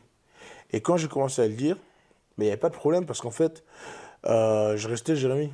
Et le peu de personnes qui ont pu avoir des inquiétudes, des craintes sur le sujet, je les ai rassurés rapidement. Sinon, je leur ai dit, écoute mec, je m'en fous, chat, ça ne m'intéresse pas, t'es con. J'ai pas envie de m'entourer de personnes qui sont pas ouvertes d'esprit et qui me jugent juste parce que je leur ai dit un trait de ma personne. Enfin, je suis noir, tu le vois, donc j'ai pas besoin de te le dire. Je suis gay, tu le vois pas, je te le Moi, dis, j'avais tu pas le remarqué, prends moi. mal, bah tant pis. T'es aveugle aussi? Tu cumules toi aussi? Non, je rigole. Non, ça c'était Salim dans les précédentes interviews. Ah ouais, non, exactement. D'ailleurs, un grand monsieur, tu m'as dit Tu ce connais qu'il avait fait. Non, mais je me suis... T'as été voir? On a parlé, ouais, et du coup... pardon. Ouais, il a fait beaucoup de choses, grand monsieur. Mais revenons à moi. C'était... voilà, je le dis à tous mes clubs. Je l'ai dit à tous les gars du rugby. Et en fait, j'ai eu la chance d'être avec des mecs super intelligents, ouverts d'esprit, qui m'ont pour la plupart accepté comme j'étais. Il y en a qui ont mis plus de temps à l'accepter. C'est bizarre ce mot. Ils ont mis plus de temps à l'accepter, enfin, à voir qu'il n'y avait pas de crainte avec moi. Parce que malheureusement, à cause de tous ces clichés, à cause de toutes ces représentations uniquement d'un style d'homosexuel, enfin, qui sont mauvaises, ben, c'est vrai que les gens sont fait des idées sur la question. Et Il n'y a pas moi, qu'une c'est vrai que... représentation. Comment? Il n'y a pas qu'une représentation. Et en plus, toi, Non, t'es oui. l'incarnation même de. Exactement, mais on va dire à l'époque, la représentation, c'était les mecs de télé-réalité super efféminés, ou sinon les comédiens de la cage aux folles, des trucs comme ça. Et puis mélangé, c'était après les années SIDA aussi. Il y avait beaucoup de... Jérémy, finis ta phrase. Il y avait beaucoup de... Comment on dit ça encore? D'incompréhension ou de mauvaises informations. Et moi, en fait, grâce au documentaire que j'ai fait avec Canal+ en 2021, ou même grâce aussi à qui je suis, à mon sport et aux personnes avec qui les personnes qui sont autour de moi, mais en fait, je démontre que ben, on peut être gay, mais on n'est pas non plus un pervers sexuel. On va pas te détourner, on va pas te violer. On est dans un vestiaire, on enlève notre tenue de civil pour mettre notre tenue de guerrier pour aller à un entraînement, pour un match. Suite au match, ben, on passe sous la douche parce que du coup on a sué, on a transpiré, mais on n'est pas dans une backroom ou dans un club échangiste. On est là pour se laver, donc t'inquiète pas. Et t'as été soutenu quand même par des coéquipiers, enfin. Mais ouais, Parce que c'est ce que je crois que j'ai vu dans l'interview sur Combini où c'est ce que tu dis, genre il n'y a pas vraiment d'homophobie ou même de racisme dans le. non. Non, en fait, le rugby, c'est un sport où les gars sont un peu machos. Et au final, en fait, quand c'est un pote, bah, en fait, c'est un pote, quoi. Donc, Il y en a sûrement eu, hein, mais en fait, je ne m'attarde pas sur les commentaires. Moi, je m'intéresse beaucoup plus aux messages privés. Et en fait, j'ai eu que des messages privés de félicitations, d'encouragement et de remerciements. Donc ça, c'est vraiment ce qui me fait chaud au cœur et qui me continue aussi qui me permet de continuer de libérer la parole parce que j'ai la chance de pouvoir le faire et plein d'autres ne peuvent pas le faire malheureusement et qui ont aussi des belles histoires, même souvent peut-être plus belles que la mienne, mais qui n'ont pas forcément cette visibilité ou cette possibilité de prendre la parole. Et moi, c'est pour ça que je continue à le faire parce que je veux pas que les gens euh, s'interdisent ou arrêtent de faire un sport, une activité ou autre par rapport à ce qu'ils sont. Parce qu'en fait, comme je disais tout à l'heure, c'est la force du collectif, c'est vivre avec tout le monde et apprendre à vivre avec des personnes qui ne nous ressemblent pas. Donc ça, c'est encore plus enrichissant, pardon. Et du coup, je te disais, c'est que moi, je l'ai dit à tous les gars du rugby, ils m'ont quasiment tous accepté et soutenu. Et ça n'a pas été un problème. Ça n'a pas été un problème. Il n'y a pas eu de problème parce qu'en fait, je leur demandais de me respecter et je les respectais en retour. Et à partir de là, en fait, il n'y a pas de sujet, quoi. Et pour faire le lien avec ce qu'on disait tout à l'heure avant l'instant citation, tu parles de dépression. Est-ce que tu as connu une forme de dépression ou des moments où tu t'es senti très seul par rapport au fait de ton homosexualité? Non, c'était pas du tout ça. En fait, la dépression, c'est pas lié à mon homosexualité. C'est lié à la vie, c'est lié à plein de choses, à plein d'inquiétudes. Après, c'est vrai qu'en étant gay et ne pas pouvoir vivre correctement dans le sein de ma famille, ça c'était un point en plus. Mais comme je t'ai dit, j'ai toujours été out dans tous mes clubs, que ce soit à Massy, à Rouen, au Racing ou en Gironde. Mhm. Il n'y a aucun problème. Mhm. Donc non, c'était pas le sujet de ma dépression, pardon. C'était plus, pas qu'il y ait de mauvais jeux de mots. C'était pas ce sujet-là. Mais c'est vrai que du coup, quand t'es pas entièrement libre ou entièrement toi-même, bah il y a des choses qui peuvent coincer, quoi. Mhm. Mais et même par rapport à ça, bah, les copains du rugby, surtout Fabien et d'autres, et ils me connaissent, ils savaient qu'il y avait un truc qui allait pas, que même si que je faisais tout en société pour sourire, mais je masquais quelque chose. Mhm. Et heureusement qu'ils étaient là aussi, mes copains, parce que même si que ma sexualité, c'est ma singularité, mais je reste un homme avec avec des sentiments et des faiblesses et des forces. Et en fait, les copains aussi sont là pour t'accompagner dans les bons et mauvais moments. Pour te soutenir, ouais. Ouais, Et du coup, ta famille, tu parles, tu as ta sœur. j'en ai 3, donc mes sœurs, Donc ça, tu mon leur as frère, dit. je leur ai dit au fur et à mesure, pas Comment ça a été en même accepté temps. par ta famille avant de peut-être parler de ce qui a été certainement le plus dur pour toi Ouais. avec la figure représentative un peu de ce qui tient la famille du papa? Est-ce que tu peux Mm. me parler un peu avant de justement tes frères et Bah, sœurs? vu que moi j'ai quitté un peu le cocon familial très tôt, à l'âge de 14 ans, quand j'étais au foyer, enfin, à l'âge de 13 ans, pardon, quand j'étais au foyer, après je suis revenu, après je suis reparti à l'internat. Donc en fait, mes frères et sœurs, j'ai grandi avec eux jusqu'à un certain âge, et pas de problème. Et vu que je faisais du rugby, j'étais en centre de formation, j'ai gagné. En fait, non, moi, dans ma famille, je vais revenir à ta question, Mhm. je suis un peu le médiateur. Donc Oui. dès qu'il y a un problème, c'est toujours moi. Je sais pas pourquoi, parce que je suis aussi fou que tous les autres Clem et Hydro. Mais on va dire, je suis un peu plus posé, comme je disais tout à l'heure au début d'interview, c'est que depuis que j'ai été en foyer, je suis plus patient, plus calme, plus réfléchi. Et donc c'est pour ça que je suis le médiateur. Je me suis jamais fait cette réflexion, mais je pense que c'est un peu pour ça que je suis un peu un médiateur. Et j'essaie toujours d'arrondir les angles, d'essayer d'échanger, de communiquer pour éviter les problèmes et surtout pour les résoudre. Et en fait, T'es fédérateur. je suis fédérateur et en fait, mais pour le coup, quand j'ai dit à tous mes frères et sœurs, ben, ils étaient choqués, ou sinon ils le savaient, ou sinon ils s'en foutaient, enfin souvent ils s'en foutaient, parce que je restais leur frère et puis en fait, j'ai toujours été là pour eux, et je serai toujours là pour eux, ça changeait rien. Et vu qu'en même temps, je suis pas toujours là, vu que j'étais à Paris, ou j'étais à Rouen, mais j'avais mon appartement. En fait, je suis là quand il y a besoin, mais sinon, je suis pas là. En fait, je leur pose pas de problème. Mhm. Et en fait, leur dire ma sexualité, bah, c'était pas forcément un problème pour eux. Yo, c'est cool, t'auras pas de gosse, mais tu seras le super tonton. Tu pourras garder ma fille quand je voudrais sortir ou aller en vacances. Non, ça a été bien pris. Il y a eu aucun problème avec mes frères et sœurs. Puis il le savait un peu, mais bon, à chaque fois je disais oui, j'ai pas de copine, je vous dirai plus tard, je vous la présenterai quand ce sera la bonne ou pas. Enfin, bref, il n'y a pas eu de problème. Donc ça c'est cool, il n'y a Mhm. pas eu de problème. Et, et le, là, pardon, quand je l'ai dit à ma mère, c'était un peu plus marrant parce que bon, une mère, elle connaît son enfant, elle sait tout, il n'y a aucun problème. C'est instinctif. Exactement, et L'instinct quand je lui maternel. dis, maman, voilà, j'aime les garçons, j'aime pas les filles, elle me dit, je le sais, je le savais, c'est ton choix. L'erreur. Et de là, je me mets à pleurer, je dis, maman, c'est pas mon choix, avec papa, avec sa mentalité, avec son éducation, sa façon d'être. Euh, J'avais eu le choix, j'aurais pas fait ce choix-là, parce que entre la facilité d'être, entre guillemets, hétéro Mhm.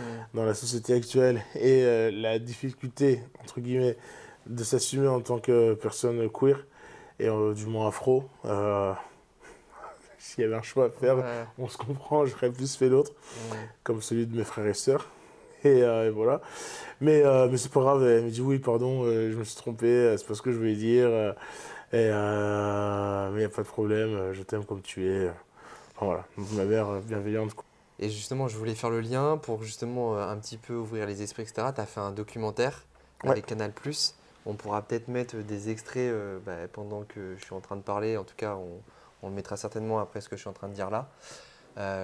Et je crois que c'est un des moments où tu vas passer à la télé, tu es avec toute ta famille. Et je mm, crois que c'est à ce moment-là aussi où se joue un peu la bascule avec justement la figure un peu paternaliste. Où exactement. je pense que ça a été. Est-ce que tu peux me dire un petit peu comment tu dis ton papa il a une éducation, il est ci, il Ouais, est ça. Tu disais même dans l'interview qu'on a mis qu'il avait un côté un côté un peu vieille France. Je pense que qu'est-ce qui se passe dans ta tête, genre quand tu te dis bon bah je vais devoir lui révéler et en plus il va le savoir d'une manière qui est un peu totalement.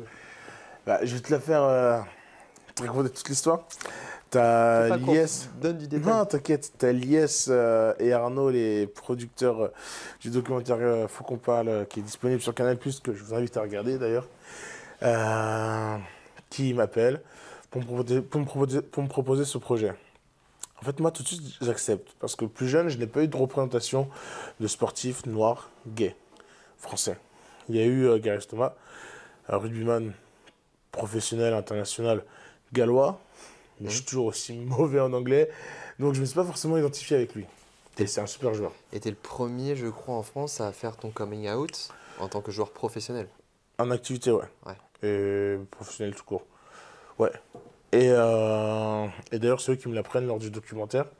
D'ailleurs, la première question, c'est Jérémy, bonjour. Êtes-vous conscient que vous êtes le premier joueur, le premier professionnel français en activité à faire ce coming out? Et moi, je leur dis clairement non, je ne suis pas conscient.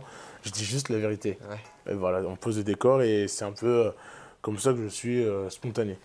Et du coup, il me propose de faire ce projet, j'accepte parce qu'en fait, comme je te disais, j'avais pas de représentation plus jeune et je me suis dit, bah, pourquoi pas l'être pour la nouvelle génération. Mhm. Et du coup, pas de souci, on fait tout ce qu'il faut pour faire le projet. Ils viennent pendant 2 mois, 2 à 3 jours par semaine au club pour faire des rushs, faire des interviews, tout ça, pour me voir avec les jeunes, pour me voir dans ma vie privée avec mes potes et pour me voir en match. Enfin bref, vraiment beaucoup de rushs, beaucoup de contenu. Une interview sur le terrain qui dure 3 heures où vraiment on parle de tout jusqu'à la fin. Mhm. Et en fait, dans ce documentaire, j'en profite pour faire passer un message à mon père. Chose que je n'avais pas eu le courage de lui dire entre quatre yeux. Et là, je regarde la caméra. Et là, c'est la télé qui lui a dit. Donc, je vais présenter ce documentaire le jour de la fête des pères. Bonne fête, papa. Après lui avoir servi un verre de spiritueux japonais, un whisky japonais, pardon. Il a bu 3 verres. Et je lui dis voilà, le documentaire il dure 1 heure. Je te laisse le regarder. Et on parlera après ou plus tard. Et il regarde le documentaire, il boit 3 verres et à la fin du documentaire, il me dit qu'il était au courant, Que le qu'il le whisky est savait. bon. Il m'a même pas parlé du whisky d'ailleurs, il faudrait que je lui demande. Mais la bouteille est vide, donc je pense qu'il était bon. Et ouais, et du coup, il me dit qu'il le savait, que j'étais pas obligé de passer par la télé pour lui dire. Il m'a quand même engueulé, limite. Mais surtout, le plus beau, c'est qu'il m'a dit qu'il m'aimait et qu'il était fier de moi. Donc ça, c'est cool. Ça doit être un D'ailleurs, soulagement. soulagement Parce total. qu'on Ouais. qu'est-ce qui se passe dans ta tête avant de lui dire? Et avant que. Mais je stresse, mais 2 jours avant, parce que je sais que le documentaire allait être diffusé le samedi, deuxième partie de soirée. Et il est diffusé après les demi-finales du top 14. Donc moi, je recevais déjà plein de messages de mecs qui me connaissaient, qui connaissaient ma voix, parce que sur les teasings, je revois Astrid Barthes, présentatrice de Sport Canal+, qui dit oui, après la demi-finale, restez sur l'antenne Canal+, un documentaire exclusif, 6 sportifs français qui parlent, dont un rugbyman qui fait son coming out, première fois exclusif mondial, enfin bref. Et là, les gars qui connaissent ma voix, ils reconnaissent un peu le maillot, Rouen, enfin, ils savent qu'à Rouen, il y a un gay, et là, je reçois plein de messages. Et en fait, je me dis, il faut vraiment que je monte le documentaire à mon père avant qu'il y ait un membre de sa famille ou de ses proches qui lui en parle, quoi. Et du coup, bah, le soir même, c'est pas possible, on faisait l'anniversaire de ma nièce chez moi. Donc du coup, on a regardé le documentaire le lendemain chez mes parents. Et toute la soirée, j'étais en stress. Mes frères et sœurs qui me disaient, mais calme-toi, ça va bien se passer, mais on fera ça demain, là, c'est pas possible, il y a la famille, on fera ça en petit comité. Ma mère qui me dit, oh, Junior, tu m'emmerdes. Junior, c'est mon surnom. Bon, vous le savez, Jérémy, tu m'emmerdes, on verra ça demain, calme-toi, il n'y a pas de problème. Et ouais, du stress, mais au final, du stress inutile, parce que mon père, pour le coup, qui a accepté de faire une petite vidéo pour Brut, et qui en parle dans la vidéo très facilement, très à l'aisement, en disant qu'il savait, qu'il est routier, qu'il voit comment ça se passe sur les aires de route faux. On pense qu'il il est parti un peu trop loin. Mais donc voilà, il me dit, ouais, je connais mon fils, il n'y a pas de problème, ça reste mon fils, je suis fier de lui, il fait du rugby. Et puis moi, il n'y a aucun problème, j'accepte comme il est, et donc c'est cool. Et donc je me suis senti un peu con, parce qu'en fait, malheureusement, en fait, le poids des mots qu'il a pu avoir quand j'étais plus jeune m'a beaucoup marqué, freiné. Et inconsciemment, marche droit, tiens-toi correctement, il n'y a pas de PD ici. Des mots très durs, un peu vieille France. Le créole est une langue très familière et inconsciemment, c'est aussi dû à son éducation. Il avait des mots durs, infondés et moi, ça ne me donnait pas forcément de confiance ou j'étais pas forcément à l'aise pour parler avec lui. Oui, parce que ça te dissuade finalement de le dire. Ça me dissuadait et puis ouais, je me suis dit, ouais, t'es jeune, t'es mineur, t'as encore besoin de tes parents, t'as pas envie de les perdre, t'es pas forcément totalement autonome. C'est quelque chose que tu t'es Est-ce dit, que, ça? ouais, je me suis dit ça, et est-ce que tu prends le risque de leur dire et de te les mettre à dos, ou de couper les ponts, ou tu préfères le garder pour toi? Ils vont heureux, ils vont cacher parfois, malheureusement. Et en fait, dans ce documentaire, il est très bien fait parce qu'avant moi, il y a Amandine Bouchard qui parle. Amandine Bouchard que vous avez vue pour les JO, une grande dame. Et en fait, elle dit que plus jeune, elle a perdu son père, malheureusement. Et du jour où elle l'a avoué à sa mère lui a carrément fermé la porte. Alors, est-ce que tu peux, parce que moi je la connais pas, et peut-être pour ceux qui nous écoutent et qui nous regardent. Amandine Bouchard, c'est une judokate, moins de 52 kilos, une grande dame. Elle est championne olympique en équipe, elle est 2 fois vice-championne olympique en individuel, plusieurs fois championne d'Europe, plusieurs fois championne de différentes compétitions, enfin une grande dame. Et là, elle a fait les JO à Paris. On n'a pas encore l'info, mais je vous invite à regarder. Et elle participe au documentaire. Et c'est une antillaise comme moi. Malheureusement, plus jeune, elle a perdu son père. Et en fait, du jour où elle l'a dit à sa mère lui a clairement tourné le dos. Elle lui a dit de se considérer comme une orpheline. Et en fait, c'est la réaction que j'avais peur avec mon père. Et mon père entend ça, entend ces mots de la bouche d'Amandine avant que je prenne la parole. Et moi, quand je dis à mon père devant la caméra, face cam, bah voilà, papa, aujourd'hui, je me mets à nu devant toi, je veux marquer l'essai, et en gros, je suis pas moins bon ou meilleur que tes autres enfants, je suis juste comme ça, et je demande de l'accepter et de rester là parce que tu restes mon père. Et je dis ça avec une petite larme, séquence émotion, mais sincère pour le coup. Et mon père l'entend et comprend que j'ai envie d'être honnête avec lui, comme j'ai toujours été jusqu'à présent. Et ouais, il comprend que, bah, en fait, je reste son fils et soit lui, il agit comme la mère d'Amandine, en mode, il coupe les ponts avec son enfant, ou soit il m'accepte comme je suis et en avant Guingamp. Et heureusement que mon père a montré que l'homophobie ne doit pas être plus fort que l'amour d'un enfant, Ça, c'est beau, même ça. si que certains parents n'ont pas cette intelligence d'esprit, malheureusement, parce que au final, ce que je dis, c'est qu'en fait, en tant que parent, tu nous veux, tu nous élèves, tu nous nourris loge blanchie, et du jour au lendemain, tu nous fous à la porte. Genre, on a un sac à main Birkin, 10 000 euros. Non, je rigole. Mais Tu vaux plus que ça. je vaux plus que ça, oui. Parce que je le vaux bien, L'Oréal. Non, mais ce que je veux dire par là, c'est que, ouais, si Au bout d'un moment, enfin voilà, si tu as peur que ton enfant ne soit pas comme tu veux qu'il soit, Bah, n'en eh fais pas. ben, n'en fais pas. Et c'est horrible, mais c'est Ouais. exactement ça. Ouais. Mais si tu as la force d'accepter la singularité et euh, la beauté de ton enfant, eh ben, fonce. Ouais, et puis Et un la enfant, beauté de ton enfant, elle se résume pas à son orientation sexuelle, elle finalement. ne se résume pas à son orientation sexuelle, elle ne se résume pas à son handicap, elle ne se résume pas à sa couleur de cheveux, à ses yeux, à sa grandeur, à sa grosseur, à ses difficultés ou ses réussites, enfin voilà. D'ailleurs, tu nous as dit tout à l'heure un truc en off, tu disais on me traitait plus de gros que de noir ou de gay. Ouais, c'est ce que je disais, parce que ouais, j'ai plus été victime de grossophobie que de racisme ou d'homophobie. Alors, peut-être que ça m'a peut-être aidé à ne pas avoir trop d'insultes homophobes ou racistes, je sais pas. Mais ouais, j'ai plus eu la grossophobie ordinaire. Sale gros, arrête de manger, tiens, vas-y, bouffe, gros sac, gros lard, tu manges encore? Des trucs comme ça, malheureusement. Et tiens, Jérémy, t'as encore faim? Hein, C'est, c'est plus un peu cette forme de grossophobie ordinaire que j'ai plus eu que des signes de racisme ou d'homophobie. Après, faut savoir que j'ai aussi mon caractère. Je suis un peu con sur les bords. Et même si je suis très gentil, courtois, poli, faut pas forcément me faire chier, même si Mm. je suis contre Bon, la puis, violence. Mais j'ai aussi... on va pas s'y frotter quand même. Non, mais je suis contre la violence, mais je suis un bon orateur et j'aime bien aussi remettre les gens à leur place Ouais. s'ils manquent de respect. Non, non, mais c'est bien. Il faut savoir poser le cadre, les Il limites. faut, ouais. Et puis voilà, ouais, enfin, c'est bien. C'est pas un problème en fait. Non, il n'y a pas de problème, mais les gens pensent qu'il y a un problème parce qu'en fait, ils ont une mauvaise connaissance sur le sujet et pensent que dans l'homosexualité, Mhm. vu qu'il y a l'homosexe, donc de suite, ouloulou, on a peur. Mhm. Mais en fait, moi, je baisse pas avec tous les gars que je croise. Enfin, là, on est 3 mecs dans la pièce, il y a un lit, mais c'est pas pour toi qu'on va faire quelque chose. Enfin, faut arrêter de s'imaginer des trucs et peut-être que les gens, ils fantasment sur un truc. D'ailleurs, c'est peut-être pour ça que les hommes hétéros acceptent plus les lesbiennes que les homos. Ouais, c'est Parce vrai. qu'ils fantasment, oh, deux femmes, oh ouais, ouais, ouais. Mais sauf qu'en fait, si elles sont lesbiennes, c'est qu'elles veulent pas de vous. Enfin, elles aiment pas la bite, pardon du vocabulaire, mais. Enfin. Non, mais on peut dire les termes. Ouais, ouais. On Donc, est chez nous ici. On fait ce qu'on veut. enfin, bref, je veux pas tout mélanger, mais voilà, juste déconstruire un peu les idées et faire comprendre aux gens que tout va bien. Il faut juste accepter la différence de chacun et apprendre à vivre avec tout le monde. Et puis, peut-être qu'il y aura moins d'incompréhension. Et à partir du moment où tu l'as dit à ton père, qu'est-ce qui se passe dans ta vie? Est-ce que ça te permet d'avancer davantage? Est-ce que Ouais. tu te sens plus en confiance? Est-ce que tu es meilleur sur le terrain? Alors, ouais, meilleur sur le terrain.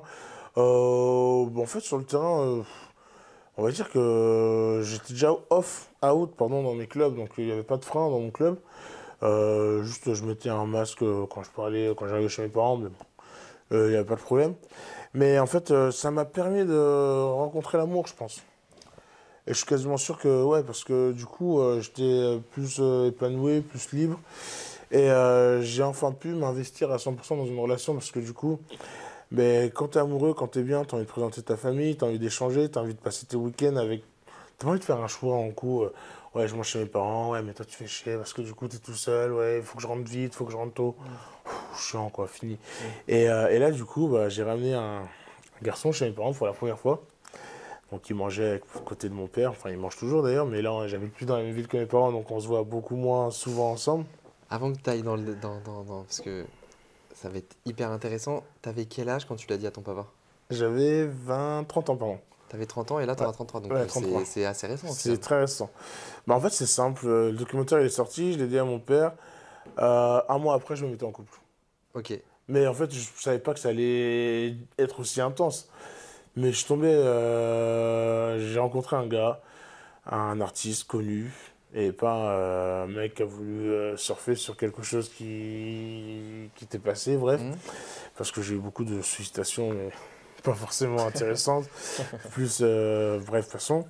Et donc, Parce du que coup. t'es beau gosse. Oui, on va dire ça comme ça. Merci, arrête, je vais rougir. Non, Ça se mais. voit d'ailleurs. Tais-toi. Je peux aller très loin dans la vanne. Non, mais oui, voilà, c'est. Clément, voilà, on s'est parlé, bah voilà, Clément Legrand, je balance son prénom. On s'est parlé sur les réseaux, et on s'est vu, on s'est revu, et ça a matché, et c'est cool. Et du coup, au bout d'un moment, il a vu mes amis. Après, il a rencontré mes parents.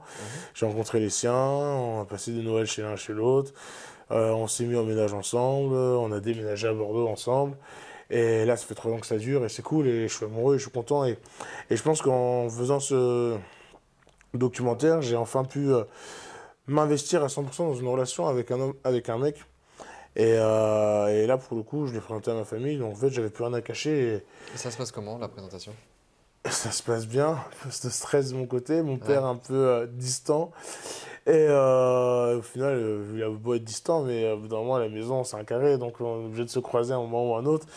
Et à force de revoir, au fil du temps, bah, c'est passé crème. Faut aussi laisser le temps aux parents de, pas d'accepter, de digérer, mais Déconstruire eux-mêmes leur propre... de déconstruire. Et puis aussi, on met tous un certain temps à accepter la décision, pas la décision, mais le choix de vie d'une autre personne. Le choix de vie, c'est pas le bon mot, mais on a tous un temps qui est plus ou moins long sur l'acceptation de quoi que ce soit. Et du coup, on peut pas forcément tout imposer à quelqu'un. Mm. Qui nous aime ou pas, il faut aussi parfois laisser le temps à la personne de dire ok, pas de souci, mais attends 2 minutes. Et puis ces 2 minutes peuvent être une semaine ou deux. Parfois c'est un peu trop long, ça peut être 1 an ou 2. Moi c'était juste 20 minutes, mais Le temps que voilà. Le temps que mon père le temps que Clément il cherchait la bouteille de whisky de japonais rhum, dans la... non je sais pas, mais voilà, le temps que mon père aussi accepte, comprenne et digère, et puis maintenant il n'y a plus aucun problème, et ça c'est cool. Mm. Et c'est Et- pas toi qui parle de... qu'il y a une photo de... Il a mis une photo de vous deux sur... quelque part à la maison ou je sais Non, plus. c'est moi, c'est chez moi, j'ai une photo de mon père et moi parce que j'ai eu la chance de faire une double page dans l'équipe magazine et du coup il y a mon père qui est à la maison et en fait j'ai cette photo qui est à la maison, belle photo de mon père et moi en analogique suite à ce documentaire. Enfin, voilà. Ah d'accord. Ah Mm. ouais, c'est beau. Et attends, parce que j'ai une question qui est pertinente, elle m'est sortie de la tête. C'est... Ah oui, c'est ça. Du coup, ton papa, est-ce que qu'est-ce qu'il en pense? Parce que du coup, tu lui as dit. Mm. Donc déjà, faut qu'il accepte. C'est ce que tu disais, le temps à chacun d'être dans l'acceptation, etc. Et qu'est-ce qu'il en pense, lui, le fait maintenant que tu médiatises aussi ce combat? Est-ce que tu lui en as parlé? J'en Et- parle pas trop. Parce qu'il joue le jeu finalement avec toi aussi. Il a joué le jeu une fois, Ouais. d'être présent, répondre à une interview. Il a quand même arrivé avec 1 heure et demie de retard. Mais bon, je ne vais pas lui en vouloir, il est venu. J'en parle pas trop parce que bon, je le préserve et puis c'est maintenant avec ce que je disais tout à l'heure, avec cette facilité de communication qui est parfois trop facile pour certains. Mm.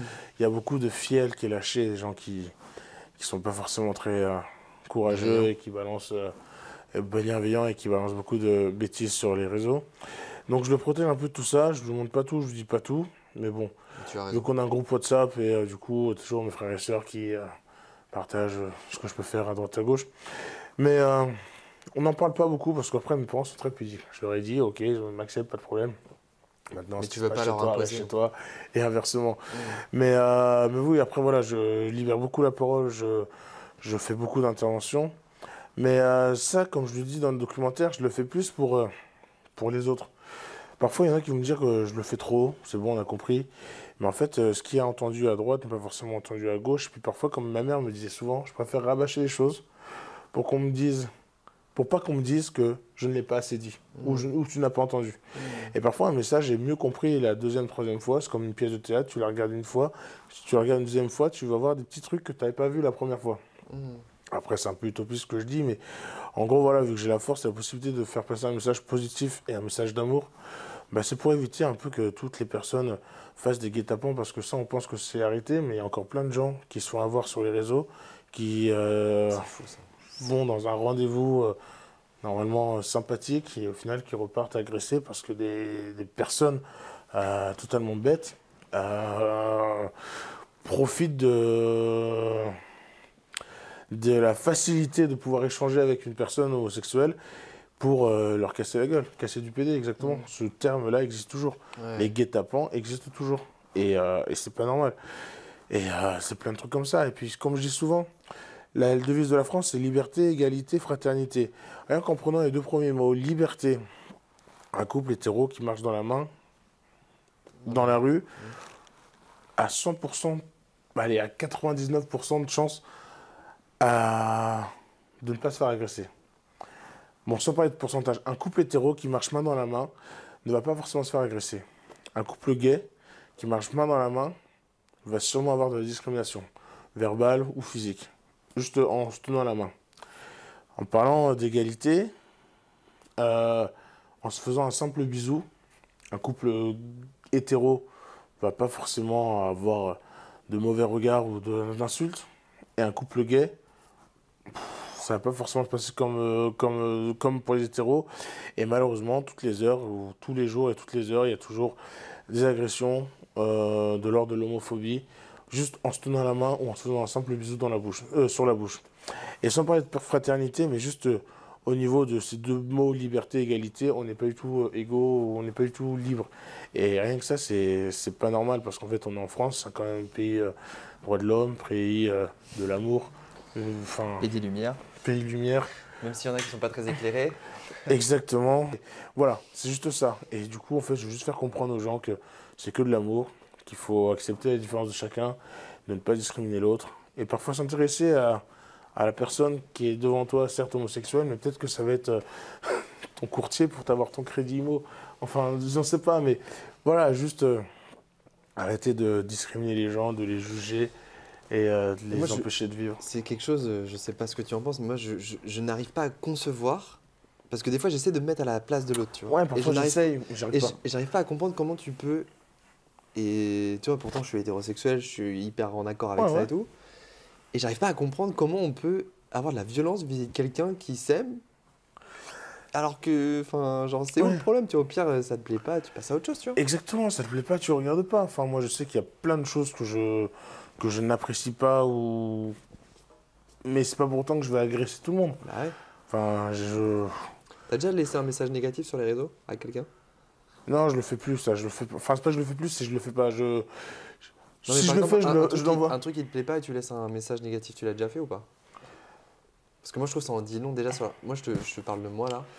Alors, c'est quoi, laisser un commentaire par négatif exemple, à un restaurant ou à un hôtel? Alors, ça, c'est un peu Ou différent. construit. Ça, c'est un avis constructif, tu vois. Mais toi, par exemple, de toute ma vie, je n'ai aucun souvenir de quelqu'un qui me déplaît ou quelque chose qui me déplaît ou quelque chose qui n'est pas dans mes valeurs ou qui ne l'a Ouais. pas été ou j'ai pu aussi évoluer, tu vois, avec le temps. Il faut aussi des fois évoluer en tant que personne. Et c'est aussi pour ça qu'on fait ça. Mais tu vois, genre, je n'ai aucun souvenir d'un seul message négatif que j'ai pu mettre sur les réseaux. Si ça me plaît pas, je passe à autre chose.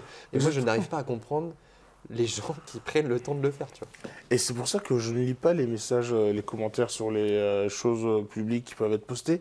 Je lis que les messages privés parce qu'en fait, toi, c'est comme Tinder, l'application, tout le monde connaît Tinder. Tu smashes à droite, tu dégages à gauche. Et bien en fait, à droite, il n'y a aucun problème, mais à gauche aussi, il n'y a aucun problème. Donc pourquoi rester sur un truc que tu n'aimes pas si tu peux switcher? Enfin, non, je pense pas avoir laissé des messages négatifs. Moi, j'aime bien dire les choses aux gens. Après, des messages dans le sens où j'ai été dans un endroit où je trouvais que le service pouvait être amélioré, oui. Soit je le dis à la personne, soit je laisse un petit message, mais sans forcément être cassant, c'est pas dans mon habitude. Mais c'est toujours constructif, c'est pas forcément pour casser, blesser ou. C'est pas mon habitude. Puis après, moi, pour le coup, je suis né après la honte, donc si j'ai un truc à dire, je le dis directement à la personne, mais généralement, je le fais de manière intime, genre on est que tous les deux, et pour pas que ça il soit affecté par rapport à la présence de quelqu'un d'autre, enfin, faire de manière correcte et intelligente. Et donc là, depuis ton coming out, je pense que tu as eu beaucoup de sollicitations médiatiques. Et du coup, donc, maintenant, tu fais ça quand même assez régulièrement. Pas régulièrement, parce qu'il faut pas oublier que je continue à faire du rugby, ça reste ma base et Ton pilier. mon pilier, mais ce qui me donne à manger, ça reste mon emploi. Ouais. Voilà. J'ai signé pour faire du sport et non pas pour être conférencier ou autre. Donc voilà, ça je le fais sur mon temps libre, donc je le fais de temps en temps. Mais c'est vrai que ces derniers temps, au mois de l'année 2024, il y a eu beaucoup d'interviews et de sollicitations entre la Coupe du Monde, les Jeux Olympiques, le mois des fiertés, les quelques récompenses que j'ai pu avoir pour avoir libéré la parole et pour prendre aussi ce rôle de militant, parce qu'au final, je fais du militantisme maintenant. Je me suis rendu compte récemment, parce qu'au début, je le faisais juste comme ça, oui, au final, je milite pour le bien vivre, pour le bonheur de chacun et surtout pour éviter les accidents. Bah, c'est ce qu'on disait, tu parlais du jeune tout à l'heure. Et est-ce que peut-être que la reconversion, elle se joue pas ici? La reconversion, elle se joue ici, peut-être. De joueur pro, tu sais pas. J'aimerais accompagner plus de personnes dans leur bien-être. J'aimerais libérer la parole encore plus dans les centres de formation, dans les entreprises et dans les écoles. J'aimerais être un contrôleur pour savoir si les process sont bien suivis, si vous avez signé la charte, si vous respectez bien les choses. Ouais, il y a plein de choses que je voudrais faire, mais je suis pas encore fixé. J'ai encore une année de rugby à faire, mais je me ferme la porte à aucune possibilité. Et ce qui est bien, c'est qu'en faisant quelques conférences dans certains grands groupes, je suis en contact direct avec les DRH. Donc ça, c'est cool. Après, moi, ce que je veux, c'est être heureux. Et si je peux aussi aider les gens à être heureux aussi, c'est cool. Mais ce que je veux surtout faire retenir à qui que ce soit, surtout à la personne qui regarde le podcast, donc toi, c'est on n'a qu'une vie, elle est courte, mais surtout, c'est que de l'amour. Donc fais tout pour l'être, si tu peux. Et discrimine personne et empêche personne d'être heureux ou d'être amoureux. Parce que bah, c'est beau l'amour. Ouais, il n'y a rien de mal à Donc ça. voilà, il n'y a rien de mal à ça. Donc ouais, juste si tu peux retenir ça, ce serait cool. Parce que tu voudrais pas qu'on t'empêche d'être amoureux ou d'être aimé. Donc, Bah écoute, voilà. je pense que là on arrive, on a eu beaucoup de matière. On va passer, parce que j'ai des questions à te poser, mais je vais te la poser dans la FAQ de la commu, parce que je sais que j'ai vu des questions qui t'ont été posées, pardon, Ouais. qui vont dans le sens de ce que moi j'ai envie de te poser aussi. Mhm. Parce que voilà, tu as eu du soutien aussi médiatique, d'autres grands joueurs, certainement l'un des plus grands. Je tease juste avant la FAQ de la commu. En tout cas, voilà, le principe de la FAQ de la commu, c'est tout simple, c'est que vous venez me poser des questions sur mon compte Instagram elmarticino pour poser des questions au prochain invité. Et l'idée, c'est qu'on y réponde dans la vidéo YouTube, là en l'occurrence. Donc c'est parti pour aller à la FAQ de la commu. Alors Jérémy, je prends mon portable. Alors sache que tu as été, je crois, un de mes premiers invités où tu as eu le plus de questions. Donc je vais pas pouvoir toutes te les poser. Tout à l'heure, je t'ai dit en off, je vais essayer je vais t'en poser quelques-unes où tu peux peut-être un peu plus approfondir et puis d'autres où il faudra aller un peu plus rapidement dans les réponses parce que sinon, autant dire qu'on est reparti pour une heure d'interview. Après, moi, je trouve ça passionnant et puis, comme tu dis… Il n'y a plus assez de batterie. Et il n'y a plus assez de batterie, ouais. Les capteurs, ils vont chauffer. Putain, mec, j'ai trop de questions. J'en ai 1, 2, 3, 4, 5, 6, 7, 8, 9, 10, 11. J'en ai une, je suis obligé de te la poser. Allez, l'UBB, point d'interrogation. Question piège. Question piège, non, pas du tout. Franchement, l'UBB, c'est un très beau club. Ils travaillent beaucoup, font beaucoup de choses. C'est le stade qui a été le plus rempli cette année. J'ai des copains qui jouent à l'UBB. Mon cœur n'est pas forcément à bloc UBB, mais je respecte le travail qui est fait par C'est qui ce tes club. copains là-bas? J'ai Mamadou, avec qui on a joué en région parisienne et qui m'a aussi un peu entraîné, qui a une très belle salle de sport pour sa reconversion. Et puis voilà, mais j'ai aussi mon ancien coach, deuxième ligne, Gendre Marais, qui joue à l'UBB, enfin voilà. Mais très beau club, et félicitations pour la finale. C'est pas mon club de cœur, mais ils font un beau travail et on doit le reconnaître, et félicitations au club. Ouais, on peut les féliciter. En tout cas, nous, ils nous ont fait vibrer. Et moi, j'étais à la demi-finale du top 14. Et moi aussi, j'étais au plus match pour le but. stade. Et on devait. D'ailleurs, la petite anecdote, On s'est croisés. c'est que je t'ai croisé au Bassin des Lumières parce que j'étais aussi invité à la soirée après. Et je t'ai vu. Et en fait, j'étais en train de discuter et je voulais pas écourter la conversation que j'avais avec la personne. Par politesse, et puis c'était certainement passionnant aussi. Et je te vois de loin avec une chemise blanche. Je dis, vas-y, je vais aller le chercher après. Et en fait, genre, il se passe un quart d'heure, je vais te chercher. Et puis en fait, tu m'as avoué que tu étais parti depuis bien longtemps. Et moi, en fait, pendant tout ce temps-là, j'étais en train de tourner avec ma trottinette dans le bassin à lumière pour essayer de te trouver. Donc, bref, c'est assez rigolo. Là, tu as une question, mais je crois qu'on y a déjà répondu. C'est comment as-tu officialisé ton coming out auprès des joueurs et comment l'ont-ils accueilli? Donc, on y a répondu tout à l'heure. Quelle était la réaction de tes coéquipiers? Donc, toi, on est un peu dans les mêmes questions. On y a répondu, je pense, tout au long de cette interview. Non, des mecs très intelligents et bienveillants, donc Pas de Ah, elle problème. est pas mal celle-là. Quel a été le facteur... Alors c'est Aude. Quel a été le facteur déclencheur qui lui a fait sentir qu'il était prêt à faire son coming out? Facteur déclencheur, c'est. J'étais beaucoup mieux dans ma vie vu que ça allait bien, le rugby marchait. Et un appel pour me proposer de faire ce documentaire. Et vu que j'étais bien, j'ai dit oui. Ok. Voilà, tout simplement. C'est vraiment un appel dans un bon jour, bonne vibe. Et vu que j'étais bien dans ma peau, bah, je me suis dit, allez, pourquoi pas, mais surtout, je vais le faire pour les autres et avant de le faire pour moi. Et j'en ai profité pour faire passer un message à mon père. Mais c'est Et on en a parlé. mais c'est génial parce que tu vois, tu te dis je le fais pas pour moi, je le fais pour les autres. Et c'était ma prochaine question de Julie qui dit penses-tu avoir ouvert une voie pour que d'autres aient le courage de parler? Eh ben, j'espère. D'ailleurs, en plus de ça, je fais une petite aparté sur une couverture d'un super magazine qui s'appelle Tétu, où on a notre capitaine de l'équipe de France de rugby et capitaine du Stade Toulousain et monsieur Antoine Dupont, Monsieur meilleur joueur du monde. monsieur meilleur joueur du monde, qui fait la couverture de Tétu en tant qu'allié, pas en tant qu'homosexuel, je précise pour certains, et qui prend la parole en disant qu'en fait, Jérémy, je parle de moi à 30 personnes, il prend la parole en disant que je ne suis pas le seul gay du rugby français, il y en a d'autres, et qu'en fait, aujourd'hui, notre sport, il est comme ça. Il faut juste qu'on apprenne à vivre avec les différences de chacun, parce qu'on a besoin de différences de chacun pour gagner, mais il faut aussi les respecter et vivre avec. Et du coup, il invite pas directement les gens à être out, mais il fait comprendre que moi, dans mon club, c'est bien passé. Donc ça se passera aussi bien dans d'autres clubs Mm. et qu'il ne faut pas hésiter à prendre la parole. Moi, ce que je trouve génial, c'est que il profite aussi de son aura et de ce qu'il est. Et il Exactement. en a conscience, je pense. Voilà, c'est quelqu'un de très intelligent et la preuve, il le prouve sur le terrain. Et ça aussi, c'est un travail qui a été fait en off aussi avec les grandes instances du rugby français. Et il y a eu la couverture de Tétu avec Antoine Dupont. Il y aura aussi d'autres choses que vous allez voir très prochainement à partir du mois de septembre dans les stades. C'est, je peux le dire parce que ça sortira après, des vidéos avec des joueurs et joueuses majeures du rugby français qui prennent la parole pour combattre le racisme et l'homophobie dans le stade, dans le sport.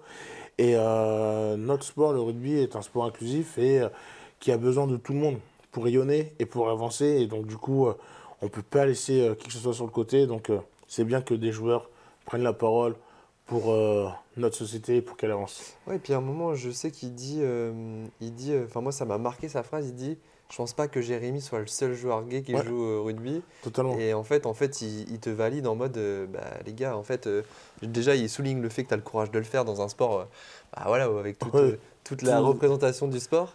Et je trouve ça génial, en fait, qu'il ait fait ça. Mais moi, je lui dis merci 10 000 fois et merci monsieur Antoine Dupont parce que c'est un joueur, c'est un petit, un neuf, mais que je respecte beaucoup. Et, On peut non, tacler les neufs. Oui, oui. Mais on peut les tacler nous, mais pas les autres parce que personne ne touche un neuf. Non, mais ouais, très gentil et ça me fait plaisir. Ouais, et tu vois, en plus, bah, c'est marrant parce qu'en fait, tout est lié. Parce que même j'ai une question. Je crois, a-t-il reçu du soutien? Donc, ça, bah, du coup, ça en fait partie. Et je crois, attends, je crois que je l'avais vu. Non, je crois qu'il n'y a que ça, en fait. Pour le soutien, aussi un autre joueur qui m'a cité beaucoup plus tôt dans son livre, Gaël Ficou. Ah ouais? Ouais, je pourrais t'envoyer le paragraphe. Et il y a 3 ans, pour la première fois, j'ai eu la chance de rencontrer le président de la République, avec mon père d'ailleurs. Mon père qui me dit ouais, j'en ai rien à foutre de Macron, j'ai pas besoin de le voir. Ça, c'était dans la voiture avant d'aller au stade. Au stade, à la mi-temps, je croise le président de la République. Une interview qui était calée avec la Ligue nationale de rugby. Il me demande avec qui je suis venu au stade. Et je dis, je suis venu au stade avec mon père. Bon, il avait eu écho du documentaire Canal+. Il me dit, ah, votre père, il est là, magique. Faites-le venir, s'il vous plaît. Donc, je cherchais mon père. Mon père, face à face avec Macron dans les loges au Stade de France. 1 heure avant, qui me dit, j'ai rien à foutre de Macron, je pourrais de le voir. Et au final, en fait, monsieur Emmanuel Macron, président, donc on lui doit son respect, qui dit à mon père, écoutez, monsieur, soyez fier de votre fils, c'est un exemple. Il va aider beaucoup de personnes à s'épanouir, à vivre, à être comme ils sont, enfin bref. Et soutenez-le, soyez derrière lui et surtout soyez fiers de votre fils. Je te laisserai mettre, si tu veux, dans la vidéo, le tweet que Macron il a fait sur moi. Et ça, c'est quand même cool parce que qu'on aime ou pas la politique du président, ça, c'est un président avec le respect qu'on lui doit. Et puis quand tu as un président qui parle comme ça de ton fils, que tu l'aimes ou pas, parce que mon père, pour le coup, est anti-Macron, Ouais. et ben il a fini avec quelques larmes. Donc ça, c'est cool. Ouais. Non, Donc, c'est une anecdote hyper puissante que tu nous dis là. totalement. Parce que moi, enfin voilà, je vais pas parler de moi, de ma famille, peut-être que j'en parlerai plus tard, mais moi aussi j'ai des choses avec mon père, Eh la oui. politique, le ceci, le cela. Et je trouve ça très puissant en tout cas ce que tu nous dis là. Je pense qu'il y a encore d'autres questions, mais je pense que on a répondu quand même à beaucoup d'entre elles dans cette interview. C'est une interview très longue qui était passionnante. On a parlé de Mon de ta enfant construction, intérieur, de le ton petit, enfance, de joueur de rugby, de ton le coming out. foufou. C'est vrai qu'on n'a pas parlé beaucoup de ton copain Clément. Ouais. Je pense que c'est aussi bien aussi de garder de l'intimité et C'est garder des choses pour soi. Parce que le plus important, c'est le message et c'est pas tant finalement, tu vois, genre le petit détail ou le truc Ouais. croustillant ou tu vois, d'aller chercher des trucs qui sont propres à votre intimité. totalement. Donc, en fait, confidence, c'est aussi ça, c'est respecter le cadre de jardin, chacun, le jardin secret de chacun. En tout cas, Jérémy, moi j'étais vraiment ravi de te connaître, je te connaissais Moi pas. aussi, mais vraiment Et cool. Je me suis beaucoup livré Ouais. à la première partie. Mais c'est pas plus mal, on est aussi là pour ça. Et puis, ce qui nous tue pas nous rend plus forts. Donc, ensemble, soyons plus beaux et plus forts. Donc, ouais, ça Voilà. m'a vraiment délivré, mais fait du bien. Merci Et pour bah, l'invite. écoute, c'est le but, mec. Trop Cool, cool. cool, cool. Donc, avant toute chose, avant de clôturer cette interview, Pardon. on va passer à la question signature. C'est parti. Donc, Jérém, on est sur la dernière partie de cette interview. Là, aujourd'hui, tu parles de ton vécu. J'imagine que tu as des gens qui t'ont construit. Est-ce que tu connais la question signature? Moi, j'aime bien savoir, est-ce qu'il y a quelqu'un à qui tu penses que tu aimerais voir dans ce canapé avec moi sur Confidence? Si oui, pourquoi? Et me le dire et voilà, développer un petit peu sur la personne. Ah, c'est mon... c'est mon oncle, ma grande tante, Monsieur Magloire Del Varo, Ok. que j'aime beaucoup, qui m'a beaucoup aidé à m'accepter, à m'assumer, à continuer de libérer la parole, qui a lui-même une histoire particulière et une très belle histoire, adopté par une femme française dans le sud de la France, du côté de Cahors. Il a fait ses études, il a fait du droit, il est monté à Paris, il a fait de la mode.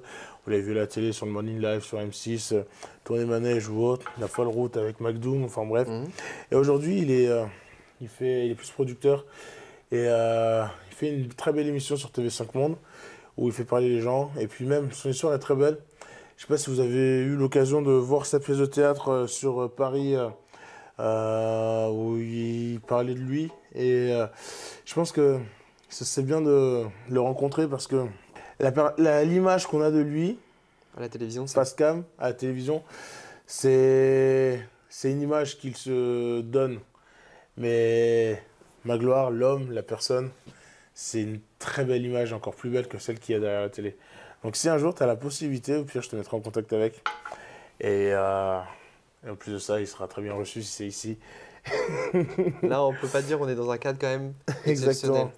Et c'est une belle histoire à mettre en lumière parce qu'en fait, lui aussi fait parler les gens. Et puis tous les deux, même si c'est toi qui vas tenir la barque, mais il va se mettre à nu comme moi. Et c'est une très belle histoire à écouter. Et lui, pour le coup, c'est Rassemblance. Toi, c'est Confidence. Mais ensemble, Et puis c'est des belles c'est choses. ce qu'on disait tout à l'heure en fait. Donc lui, il interviewe des gens, c'est ça? Ouais. Et ça s'appelle comment, tu m'as dit? Rassemblance, TV5 Monde. Je fais de la pub. Ah ouais, non mais t'as raison. Et en fait, tu vois, l'idée c'est pas d'avoir la lumière sur soi ou de tirer les draps sur soi. Le but c'est que finalement, c'est aussi toute cette émulation et ensemble ça. et on se Donner. porte les uns les autres à combattre des idées reçues, combattre la haine et avoir des valeurs fédératrices comme dans le rugby, comme dans les valeurs qui devraient être celles d'une famille. Exactement. Et en tout cas de celles qu'on est en train de construire aujourd'hui. Donc écoute Jérémy, moi en tout cas je suis fier de dire que maintenant tu fais partie de la famille Confidence. Aïe. Tu es le 7e et en plus le 7 c'est mon chiffre préféré. Donc voilà, j'aime bien cette idée-là. Merci infiniment de ton témoignage qui va certainement aider des milliers de personnes. Pour les personnes qui ne nous suivent pas encore sur YouTube, je vous invite à mettre un like, à commenter, à partager cette vidéo, à activer la cloche des notifications pour ne pas louper les prochaines vidéos YouTube de Confidence. En tout cas, voilà, c'était un vrai plaisir, Jérém. Je te dis à très Partagez. bientôt. On va se revoir sur Eh ben Bordeaux. oui. Et on se retrouve la semaine prochaine pour un nouvel épisode de Confidence. Salut tout le monde. Ciao, ciao.